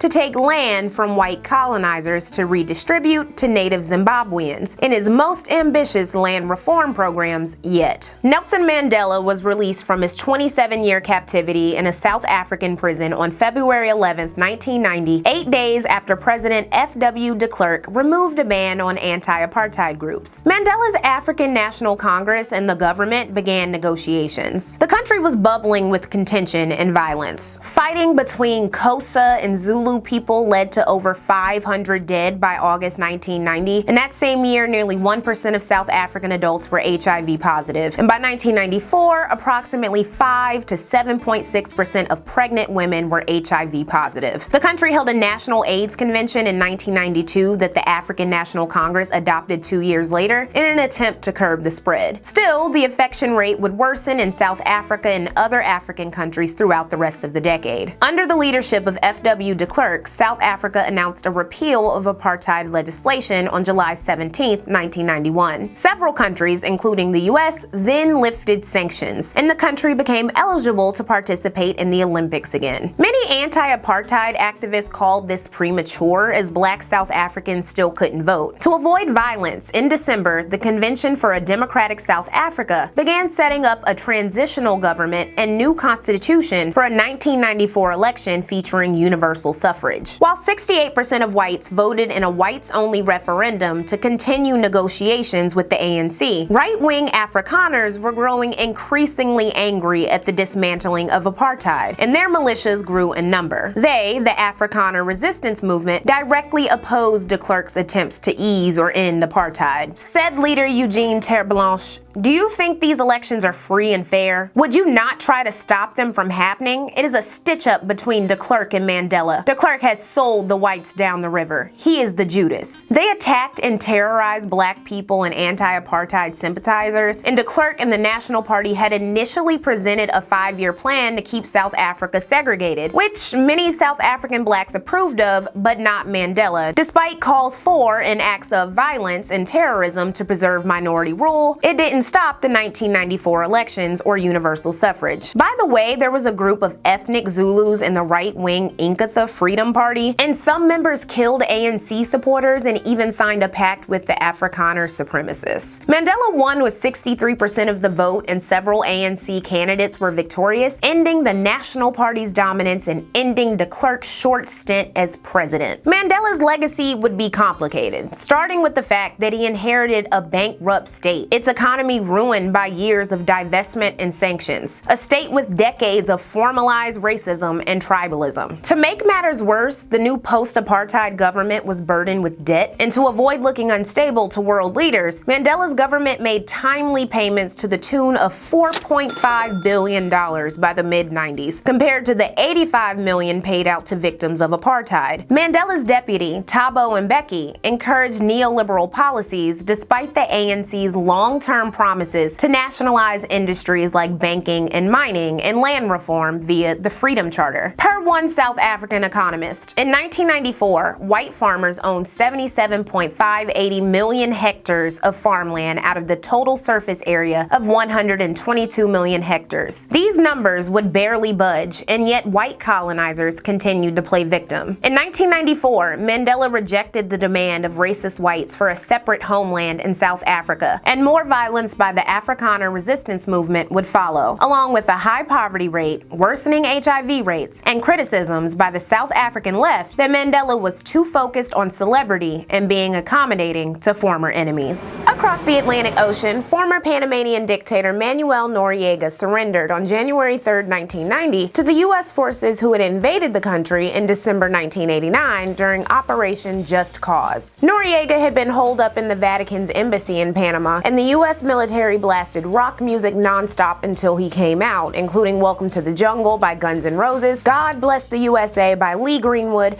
and We're Not Gonna Take It by Twisted Sister. Noriega had been a longtime ally of the U.S. against the USSR until the mid-80s, when his drug trafficking activities in support of the Cubans and Sandinistas were exposed to the public. In 1992, he was convicted by a Miami jury of assisting Colombia's cocaine cartel and sentenced to 40 years. This is despite the fact that the U.S. had knowledge that Noriega had been trafficking drugs since 1971. The guy who testified against Noriega was a massive trafficker serving time in the U.S. For the invasion of Panama, the U.S. was criticized internationally, but polls of Panamanian citizens showed that many wished the U.S. would have invaded sooner. But did Bush's invasion of Panama do what he said it would do? Added the New York Times in 1991, One of President Bush's stated reasons for invading Panama in December 1989 was to combat drug trafficking. But since General Noriega's ouster, the price of cocaine in Panama has fallen, and more of the drug that is being intercepted in the United States is being traced back here. In Haiti, a coup by the military on September 29, 1991, ended the government of Jean-Bertrand Aristide, a leftist preacher and the first democratically elected president after the 29-year Duvalier dictatorship. Aristide had only been in power for 9 months and was focusing on human rights and social, political, and economic improvements. The new military regime, led by General Raoul Cedras, quickly began abusing citizens to international condemnation. There were 1,500 to 2,000 deaths by January 1992, and the exile of over 10,000 refugees fleeing arrest, torture, and rape. The main targets were clergy, journalists, trade unionists, and students and human rights activists who opposed the new regime. Most refugees went to America, where the United States Coast Guard was intercepting them and sending them back to Haiti after 12,000 were stuffed into Guantanamo Bay. Because they were categorized as economic refugees rather than victims of political repression, none were found to have grounds for asylum. There were tons of protests, like when tennis legend Arthur Ashe was arrested on the White House lawn in 1992. Bush's policy of returning the Haitians to Haiti meant putting them in harm's way. Between 1991 and 1994, the military junta killed approximately 5,000 Aristide supporters. One of the junta leaders and prominent killer Emmanuel Constant was on the CIA payroll until 1991, and he fed information about Aristide. This CIA buffer, along with the US's reluctance to step in, made the junta feel more powerful. The Congressional Black Caucus and others urged Bill Clinton to intervene in Haiti, but after the failures of Black Hawk Down, the desire to mediate in foreign affairs was low. Still, Clinton sent 200 to 300 troops who arrived on October 10, 1993, but they left after being faced by a crowd of protesters on the CIA payroll. The CIA also spread its propaganda campaign against Aristide to the US. Jesse Helms encouraged the CIA to send experts to Congress to inform them that Aristide was clinically manic depressive, ornate to violence, and generally unreliable. They also drummed up fake medical records. So as Aristide languished in exile, Haitians continued to be at the mercy of the junta or simply fled. The US and UN appealed to various Caribbean countries to take the refugees, which Barbados and the Dominican Republic refused to do. In the DR, it was reported that locals were arresting, beating up, and robbing Haitians who arrived. The Dominican Republic's wealthiest families also relied on forced labor from Haitians and for years had lured Haitians to the island with empty promises of high pay. From 5 a.m. to 7 p.m., often under armed guard, Haitians did the strenuous task of cutting sugarcane, earning $25 to $50 by the end of their 8-month tenures in the Beatties, or settlements around the sugar mills. The U.S., who was the largest consumer of Dominican sugar, increased the Dominican Republic's sugar quota in 1989 and 1990. Cuba sheltered 1,441 shipwrecked people and accepted 62 more under refugee status, and Belize permanently resettled 100 Haitians under the stipulation that they test negative for HIV. Jamaica accepted 100 Haitians. Finally, caving to pressure, on September 16, 1994, Clinton sent Jimmy Carter, Colin Powell, and Senator Sam Nunn for one last peaceful attempt at getting the junta to step down, which they refused. Clinton gave the order to invade, and 25,000 U.S. military personnel arrived on September 19th. The junta backed down, and President Aristide was restored to power. The U.S. saw the casualty-free incident as a success and moved on. But in the years that followed, Haiti became increasingly dependent on foreign aid, as a key part of returning Aristide back to power was contingent on him agreeing to International Monetary Fund and World Bank loans. In Jamaica, 1993 officially marked the year that tourism became the top foreign exchange earner, bringing U.S. $953 million into the economy. Under leader Percival Patterson, there was a modernization of Jamaican infrastructure and the financial industry. In 1995, he made the bold move to end Jamaica's 19-year relationship with the International Monetary Fund. Meanwhile, the 90s would be known in Cuba as the special period. It was impacted by the fall of the Soviet Union in multiple ways. Until 1991, the USSR had been providing dwindling resources to Cuba, namely $4.3 billion in subsidies, or 21.2% of Cuba's gross national product. They also provided cheap oil, food, and machinery in exchange for sugar. So the fall of the Soviets meant all of this was over. The US saw a potential way to finally destroy Fidel Castro's regime. In 1992, Democratic Congressman Robert Torricelli introduced the Cuban Democracy Act, which would tighten Cuban sanctions. With the intent to wreak havoc on that island, the bill passed and Bush signed. By the way, it was reported that Torricelli received donations from the anti-Castro Cuban American National Foundation. The law targeted countries who helped Cuba with a denial of debt reduction and forgiveness, and restricted the lucrative trade between Cuba and U.S. subsidiaries not operating on U.S. soil. The second layer of the law created a flow of humanitarian donations, postal services, and telecommunications to and from Cuba to create good PR among a population that would blame Castro for Cuba's deteriorating conditions. Many young Cubans were pondering leaving the island, but others didn't want to. Said one, "I am one of those who doesn't want to leave. I'm a patriot. I'm against the Americans. I'm against the United States blockade against the Cubans." The same youth had criticisms saying, "The Soviet Union helped us. So what happened? We didn't use the money to build a future. Now we don't even have toilet paper. How is it possible that today we have nothing?" The 1993 impact of the storm of the century caused $1 billion in damage and 10 deaths. Later that year, Castro's own illegitimate and ignored daughter fled the island. There was a strict rationing of energy and food, gas sales were suspended, so 700,000 bikes were passed out by 1994, and there were daily blackouts for up to 20 hours a day. Infrastructure and indoor plumbing failed. Due to the embargo, over 300 imported medicines disappeared from shelves, and by 1993, over 50,000 Cubans had optic neuropathy from vitamin B deficiency. Cuba had to reassess its economic policy and find a way to insert itself into international markets. So, Cuba turned state companies into for-profit enterprises, amended the constitution to allow private and corporate property, regulated foreign investment, and decriminalized hard currency and the circulation of the US dollar. It also created a ministry of tourism, welcoming private investors from Spain, Germany, and Jamaica. 1992 alone saw 500,000 tourists from Canada, Spain, Italy, and Latin America, which was double the previous record for tourism. These tourists brought foreign money, which was accepted at stores and restaurants. Cuba also strengthened its relationships with other countries and created a long-term goal to continue developing its biotechnology industry. There were also social changes. The state became more tolerant of religious institutions, and there was a swelling of grassroots organizing and community problem solving. Many Cubans pointed out the viciousness of America continuing to hold a blockade, which, if dropped, would provide a boost in tourism and decrease the money spent on imports of much-needed food, energy, and medicine from less than 103 miles away. Said the Cuban Foreign Minister Ricardo Alarcón, "If a Cuban socialist society keeps existing here after the end of the Cold War, after there is no communist danger to the United States, there is no political justification for hostility," saying the US would be the only country in the world that doesn't do business with Cuba. The social changes were also occurring in Cuba's racial politics, as a small Afro-Cubano pride movement began to brew. Summed up Anne Louise Bardac in a 1994 Vanity Fair article, "An elderly woman who describes herself as a mulatto tells me Castro's secret weapon, Los Negros," she says, pointing to her brown arm. "Not me. I'm fed up, but the others are not, and we are many more than Los Blancos." Of the more than 1 million Cuban exiles now living in South Florida, approximately 95% are white, while unofficially, more than 58% of Cuba's 10.7 million people are black, mulatto, or some shade in between. These black Cubans had benefited from an improvement in life expectancy, literacy, and anti-racism reforms, but despite that, Castro and nearly all of Cuba's high-ranking officials were white, male, and older. Additionally, because the Cuban government allowed cash remittances from Cubans in the States, most of the citizens receiving money from loved ones during the economic devastation of the special period were, you guessed it,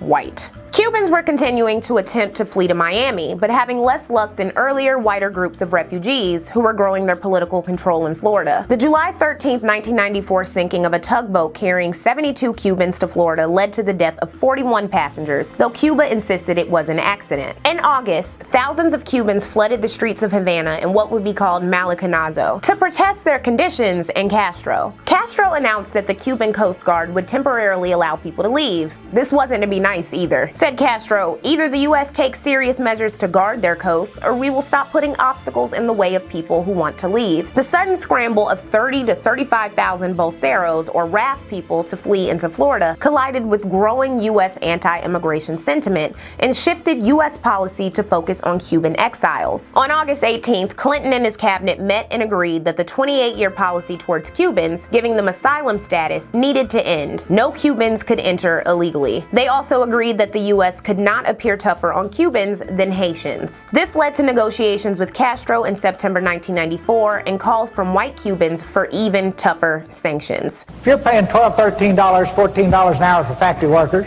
and you can move your factory south of the border, pay $1 an hour for labor, hire a young 25, that's assuming you've been in business for a long time, you've got a mature workforce. Pay $1 an hour for your labor, have no health care, that's the most expensive single element in making a car, have no environmental controls, no pollution controls, and no retirement, and you don't care about anything but making money, there will be a giant sucking sound going south.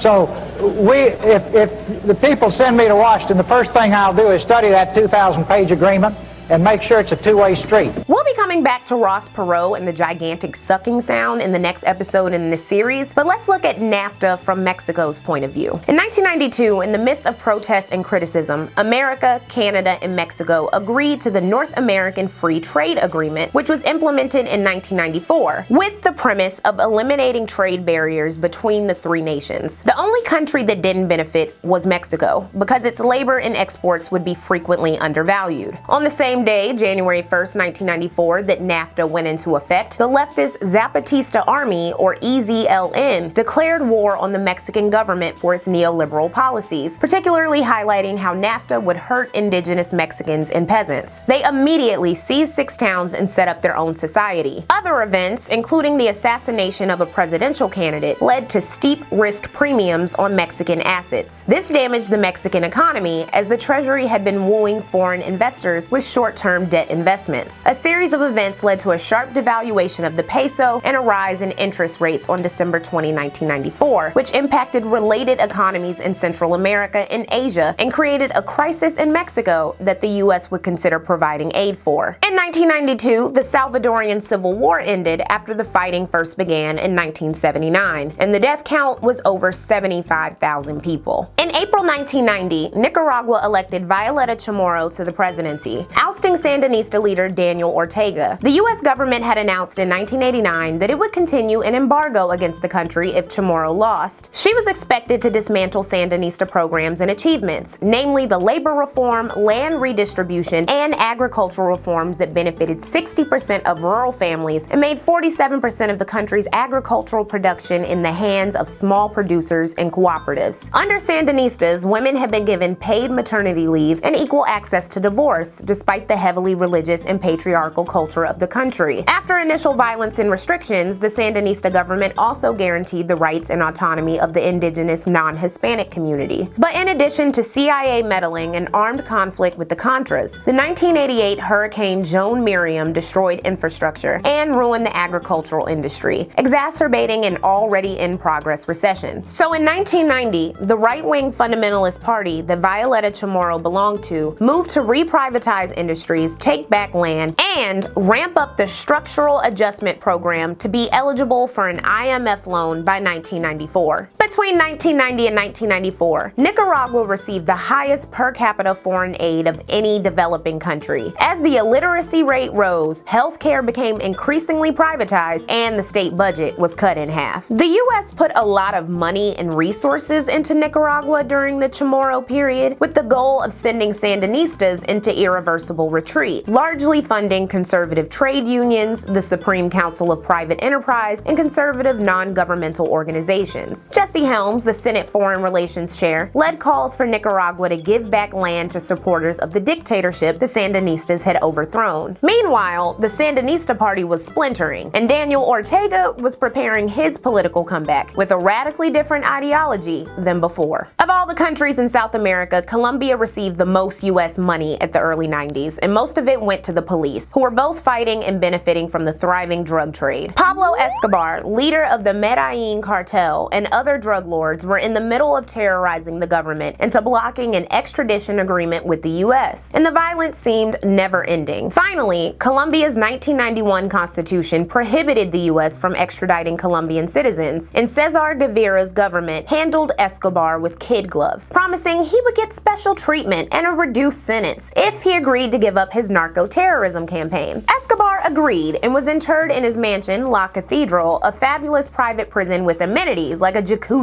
and a bar. Unsurprisingly, Escobar continued running the cartel from his prison, and when the government made plans to move him to a regular prison in 1992 when he caught wind of it, he fled. While hundreds of soldiers and police intensified their manhunt today, embarrassed authorities were still trying to figure out how Escobar could have escaped from a prison surrounded by the Colombian army. Their best guess is that during a gun battle with soldiers who were trying to move him from the prison to a military base yesterday morning, Escobar and 9 other traffickers slipped out with the help of sympathetic guards. Speculation is Escobar used a tunnel, but authorities cannot find one. The escape is a major setback for the Colombian government because when Escobar surrendered last year, the Colombians argued they could keep him safe in one of their prisons rather than extradite him to the United States. He spent the next year being hunted down by the U.S. Colombian governments, the Cali cartel, and Los Pepes, a paramilitary group of his enemies. He was finally located on December 2nd, 1993, and killed in a shootout. The Colombian government turned its attention away from the Medellin cartel to the Cali cartel, who grew to have control of 80% of the world's cocaine market at its peak. So while Escobar was gone, the violence didn't end, and it wasn't all narco-terrorism either. By 1993, an average of 11 people were killed per day in the first half of the year in Colombia by a combination of state forces, guerrilla groups, and drug mafias. Between 92 and 99, Western Colombia was terrorized by a child rapist and murderer, with approximately 200 victims, mostly boys, going missing and turning up in mass graves. The perpetrator, Luis Garavito, got away with it for so long because of the corrupt nature of the police and the widespread killings of street children, sex workers, and other undesirables that were linked to police. In March 1993, there was international outrage from the news that a 10-year-old girl named Catalina Vasquez was raped and killed inside of a Bogota police station while going to visit her father, a cop. There was an increased call for police reform, and the murderer was eventually revealed to be a cop. So at the dawn of the 90s in Peru, the country was in a massive debt, and the population was suffering from malnutrition. It was estimated that over half of them were living in abject misery. Detailed Time magazine in 1990.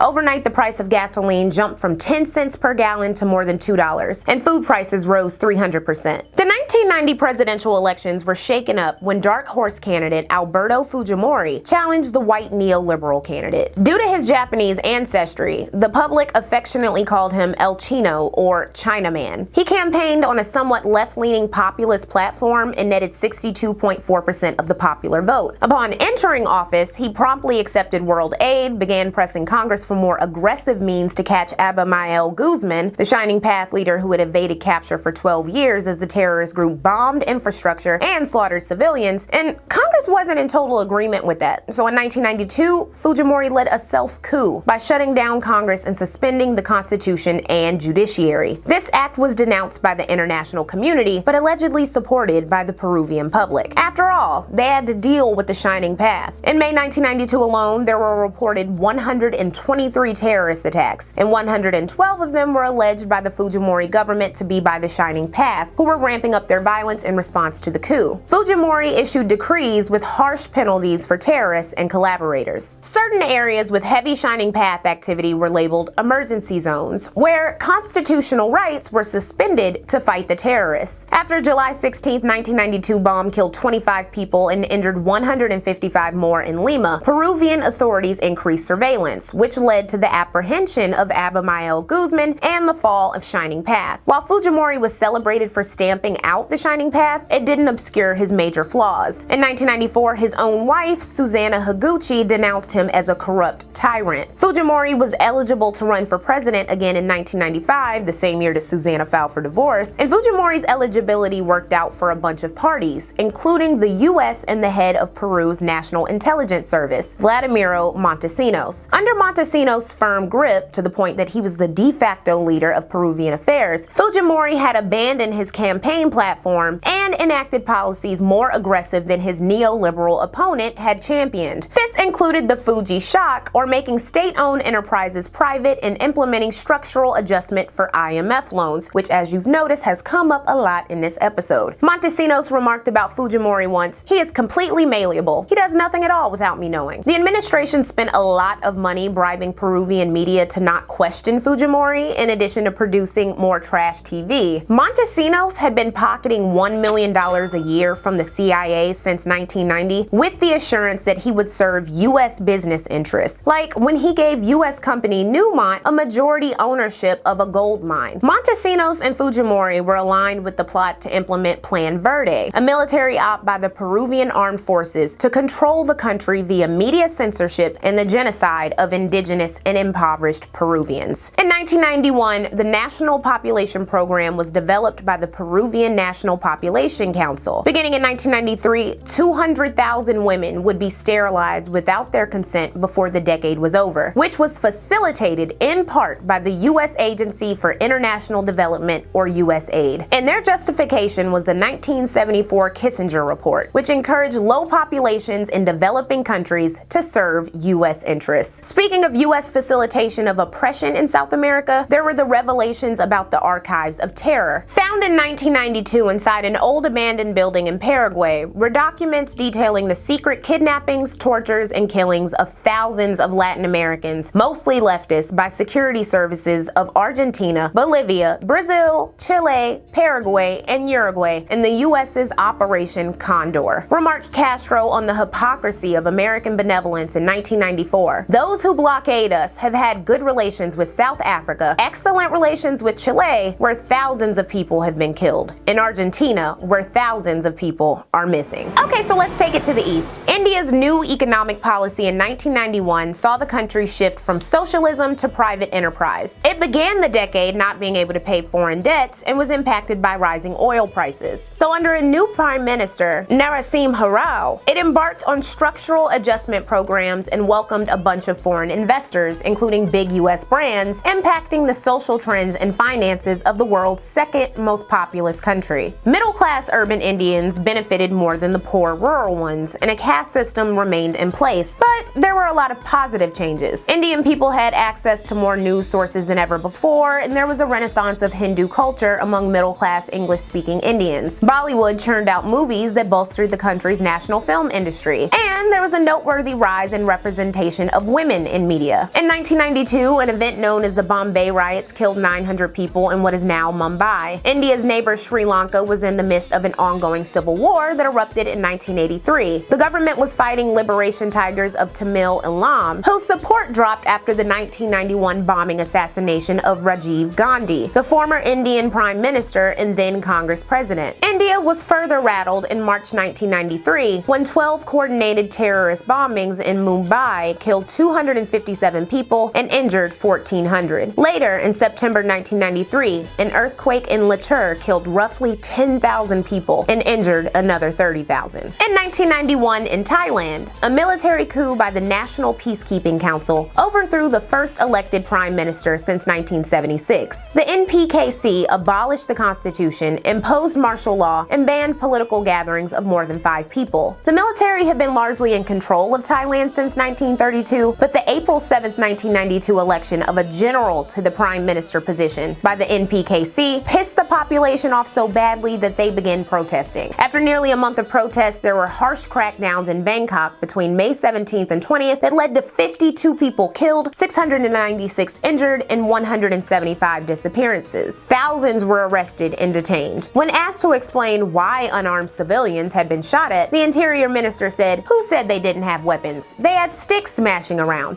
They also had hands, the most important weapon." The government tried to spin the protests as being similar to 1970s protests by Thai leftists, but the narrative fell flat because so many of the protesters were middle class and students with capitalist interests. Because they were middle class, they had access to the international market and ideas that put them at odds with the interests of the military and conservative bureaucrats. Said a 26-year-old teacher, "This is Thailand. We are not Burma. The people want democracy. They want to be able to control their lives. But the soldiers, they just want power." And the fourth largest country in the world, Indonesia, which just so happened to be the US's largest export market, there was a lot brewing. The country is in a prime location connecting the Indian and Pacific Oceans, and it held the interests of the U.S. because of its large economy, which longtime President Suharto wanted to liberalize. But there was a growing population who disliked Suharto. In the Indonesian-occupied East Timor in 1991, 200 pro-independence protesters were killed at the Santa Cruz Cemetery in Delhi. Although it was part of an ongoing genocide since 1975, it didn't garner much attention until the Santa Cruz massacre. Asked an editorial, President Bush's vaunted New World Order sprang to the rescue of Kuwait, but what has he done lately for Timor? It brought international pressure to Indonesia and encouraged a U.S. senator's support of East Timorian independence. In 1993, the State Department under Clinton joined the UN in criticizing Indonesia after initially supporting. But business, not human rights, was America's primary priority, as the U.S. was still selling weapons to Indonesia by 1994. As for others in Indonesia, manufacturing was booming and infrastructure was better, and the poverty rate and unemployment were down by the mid-90s. Suharto's family was corrupt though, and wages were extremely low. Like in the case of Thailand, a rising middle class was rejecting the aging Suharto, which made the secession question for Indonesia's future more pressing. Indonesia's wages would be made even lower because of its membership in the World Trade Organization, and additionally, native Indonesians resented the rise in Chinese business activity, as Chinese people were only 3% of the population but owned 75% of the private sector. In 1994, tens of thousands of people participated in a labor demonstration that ended with businesses being looted and a Chinese man being killed. The riots began because mostly Chinese factory workers refused to abide the new nationwide rise in minimum wage. In July 1990 in the Philippines, an earthquake ripped through the island of Luzon and killed approximately 1,621 people. And just a few months later, Typhoon Mike killed 816 people. And similarly devastating disasters followed, like a 1991 volcanic eruption and Tropical Storm Thelma during one of the worst typhoon seasons on record. These are just some of the problems President Corazon Aquino was dealing with in the final years of her 6-year presidency, which since 1986 had marked the end of authoritarian rule in the Philippines. Under her, employment and inflation soared, as the economy was impacted by the loss of U.S. military bases. The U.S. attempted to extend its lease on the Subic Bay Naval Base, its only Filipino base remaining, but was denied because the two countries couldn't agree on a lease price. Aquino had managed to squash 6 coup attempts during her time as president, and she didn't seek re-election in 1992, and who can blame her? As the country approached the 100-year mark of its imperial relationship with the United States, several women's groups attempted to draw attention to average Filipino women, sex workers, and imperialist exploitation, in contrast with the coverage and prominence of Aquino and Imelda Marcos. With Aquino's blessing, the former First Lady had returned to the Philippines in 1991 after being exiled with her late dictator husband in 1986. Imelda Marcos became a contender for president, but was then arrested in January 1992 for keeping money illegally abroad in Swiss bank accounts. Though she withdrew from the election, she came in 6th place and was convicted on other corruption charges in 1993 before appealing it and turning her attention to being a congresswoman. The winner of the 1992 election was the Aquino-endorsed Fidel Ramos, whose main goals were aligned with economic growth and a plan dubbed Philippines 2000. Ramos reformed banking, made peace with armed rebel groups, improved infrastructure to get rid of electricity blackouts that plagued the country during Aquino's presidency, turned former military bases into shipping centers, installed fiber optic cables, motivated tourism, and campaigned to bring back the death penalty. In 1992, it was reported that the Japanese stock market value was half of its late 1989 peak, and that the country was on the verge of recession. Construction projects failed, land values plummeted, and GDP stalled. The economy impacted home life too. The divorce rate shot up from 1990 onward. It was reported that unemployed men were being referred to as oversized garbage, who stuck to their wives like wet fallen leaves because they had nothing else to do. The fertility rate, which had long been on a downward slide, continued to drop. The marriage rate dropped by 25%. As America's 3rd largest market, U.S. economists were worried about the impact of the Japanese bubble bursting. But some saw a silver lining, that the country they had feared in the 1980s wasn't infallible. In 1993, new leadership unseated the Japanese Liberal Democrat Party. Going forward, Japan was poised to increase its spending to fix the economy, create a two-party system, and to be in a new era of relations with the rest of Asia, with whom it had been close to since World War II. This was easier said than done, as because Japan still had not atoned for its treatment of Korean women during the war. The issue of comfort women had been discussed openly since democratization in South Korea in the late 80s. And on October 17, 1990, 37 women organizations demanded the Japanese government acknowledge that it had sanctioned the confinement and rape of women by military soldiers. The issue gained greater visibility on August 14, 1991, when a brave woman named Kim Hak-soon came forward because she heard news that the Japanese government denied having recruited comfort women. No woman had attached her name to the issue before out of shame until Kim. The next year, a university professor provided documents proving the Japanese military's involvement, leading to a full inquiry. While Japan officially apologized in 1992 and gave money to South Korea, several prominent Japanese politicians continued to deny that the government knew that as many as 200,000 Asian girls as young as 12 were raped 10 to 100 times a day during World War II by Japanese soldiers. Japan's gender issues came up again when wealthy commoner and career woman Masako Owada married into the royal family in 1993. She had gone to school in America, and people wondered if her time at Harvard had left her Americanized or loose. Her 32-year-old fiance, Prince Naruhito, was the oldest unmarried heir in the 1500-year-old dynasty's history, and Masako's pedigree made people wonder why a liberalized woman would marry into the repressive Japanese royal family. In the midst of Japan's rapid economic downfall and its pivot to opening up, others wondered if Masako's marriage would aid liberalization and make the royal family more open. The motorcade left the palace.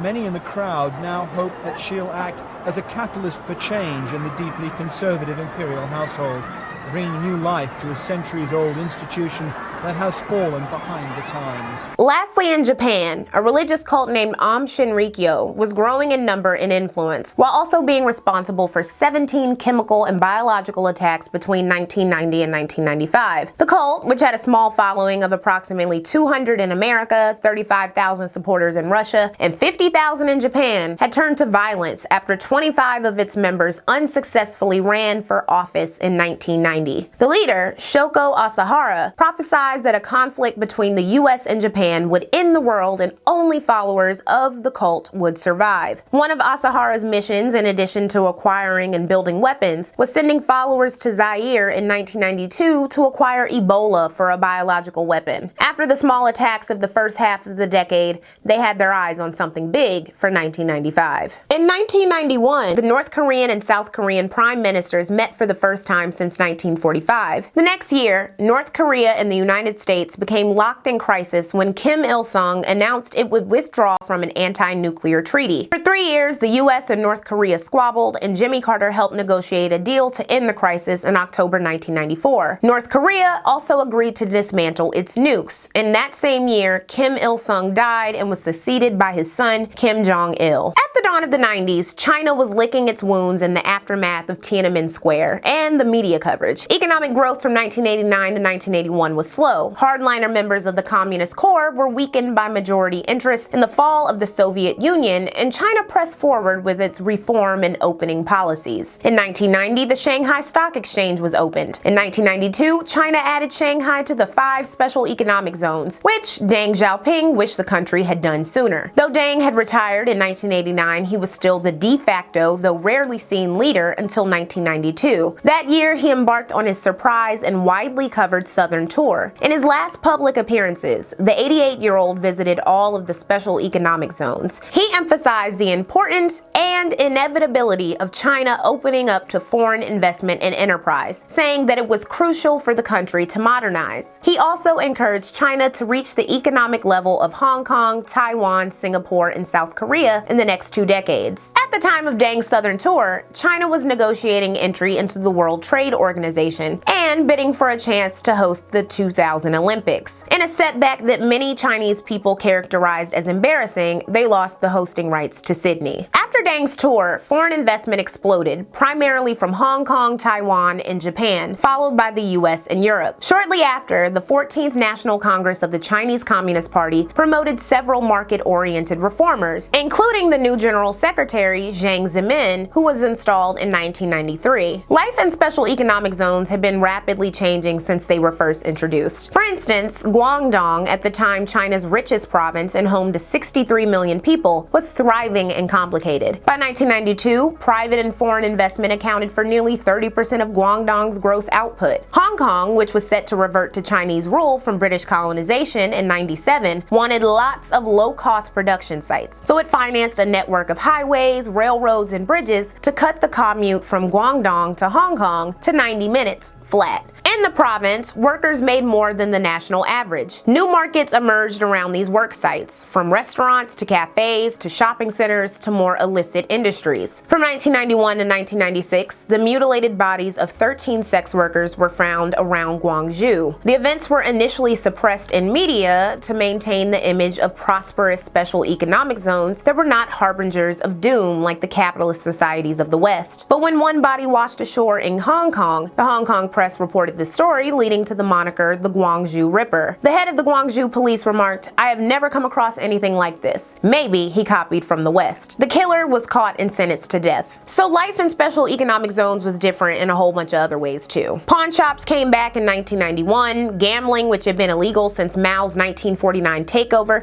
came back via horse racing in April 1992. Gone was an attempt at egalitarianism. There was a new service industry featuring fast food workers, maids, and cooks for the growing wealthy businessmen. After Deng's visit, Guangdong decontrolled grain prices, becoming the first province to do so. The opening of China continued long-running debates on whether or not their loosening economic policies would loosen its political and social authoritarianism. But the Politburo would continuously take a more conservative view of liberalizing the market, insisting that the state be in control of some aspects of the economy to mitigate the harms of capitalism. China continued Marxist-Leninist policies by maintaining control and a central authority. Leaders were chosen by the CCP, ran a town, then a province, and then served in the Politburo, ensuring and preserving the hierarchy. Meanwhile, citizens themselves understood their relationship with the government as an exchange of political control and social privileges for services like free healthcare. But the CCP couldn't run everything. In 1992, a man named Li Hongzhi introduced the Falun Gong religion movement, quickly swept China like other Qigong meditation groups, but the movement wouldn't stay in the good graces of the Chinese Communist Party for long. The strain between America and China was shown in 1993 during the Yin-He incident, when the CIA alleged that a Chinese merchant ship was transporting chemical warfare ingredients from North Korea to Iran. The Chinese government denied this, and the U.S. Navy followed the Yin-He all the way from the East China Sea to the Persian Gulf, but no contraband was found. The event embarrassed the Clinton administration, who again wasn't all that clear on when to intervene in foreign affairs, and pissed off China. That same year, China tested nuclear weapons, ending the worldwide de facto moratorium.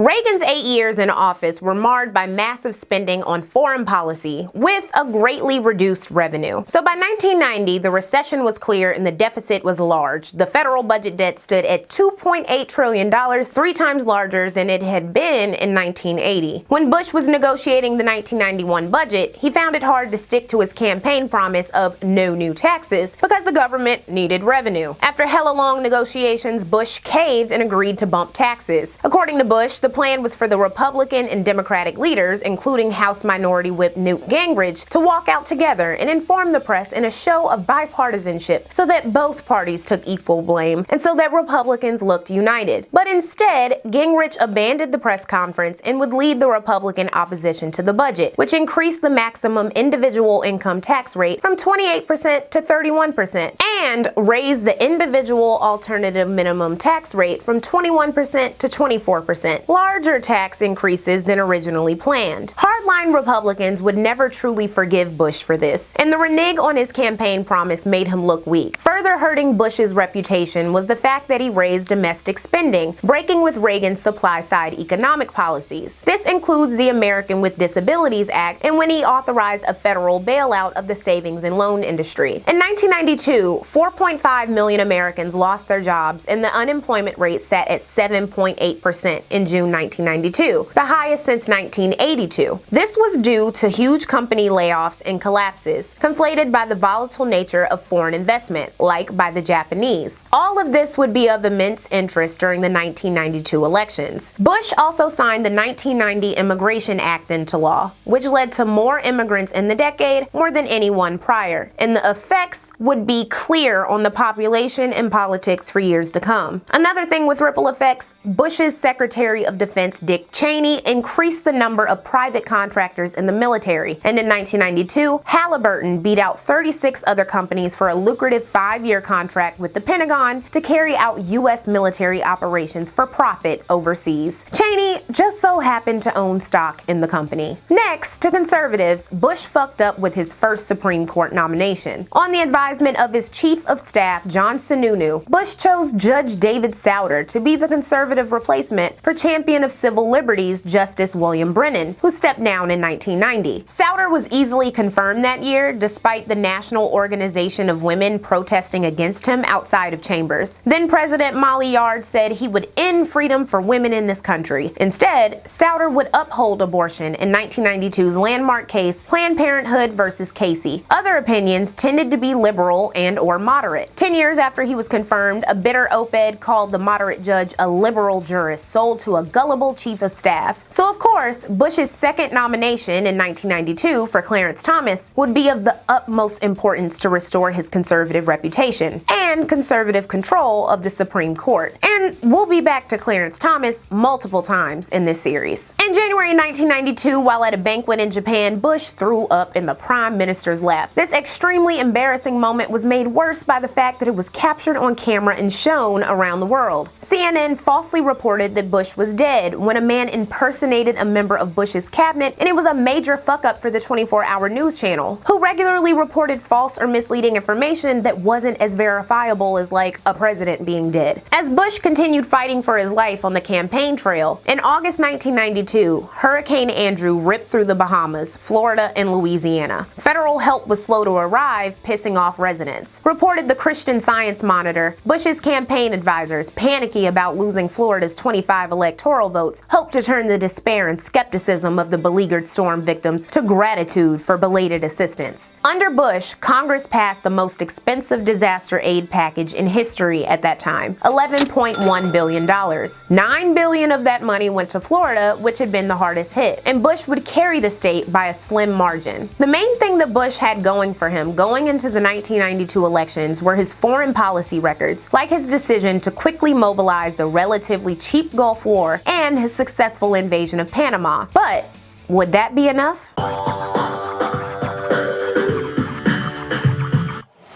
So that was a lot, right? And it's only the first episode. The end of the Cold War meant more countries undergoing structural adjustment and shock therapy, and former socialist states becoming capitalist, but it also meant renewed ethnic tensions and cultural divides that had been stymied by the Cold War. It also meant the migration of millions of humans fleeing war and environmental disasters. The New World Order was just politispeak for American dominance in a global society that pretended to prioritize human rights. All of this will be relevant throughout the series, but especially in episode 7 when we come back to world events in the second half of the decade. As for Americans, when people voted in 1988, the majority of them wanted 4 more years of the Reagan Revolution by choosing his vice president. But 4 years later, 62% of voters sided with critics of the Reagan Revolution and voted for a southern flyover state governor with little foreign experience. How did voters get here? While all of these world events brewed in the background and even sometimes made headline news, Americans were juggling their own recession, politics, and problems. They were being drenched in celebrity culture and splintering further into alternative views, lifestyles, and media, thanks to new technology and ideas. The new kid on the block seemed suited to the audaciousness of the 90s. In the next episode of Lexual Does the 90s, we'll be discussing the rise of Clinton, the continued dominance of celebrity culture, and the lives of the rich and poor. If you're enjoying this series, make sure you become a patron for early early access sources and extra content. Watch out for an upcoming episode of the companion series I Love the 90s, featuring deep dives on 1990s culture via food, true crime, and more. If you're a patron on my channel for $25 and up, you get listed in the credits of every 90s related video. For $10 and up a month, you get listed in the credits of I Love the 90s. For $5 a month, you get access to the exclusive companion series Deep Cuts, which focuses on regional history that'll take you even further into the 90s. In the very first Deep Cut, we'll talk about the changing demographics of the UK, Posh and Becks, the royal family, and the Spice Girls. For $3 a month, you can get a glossary that gives you details on people, places, and things in this episode. Check it out at the link in my description box. Thank you so much for watching, and I hope you like and subscribe, and I hope you're excited for the rest of Lexual Does the 90s.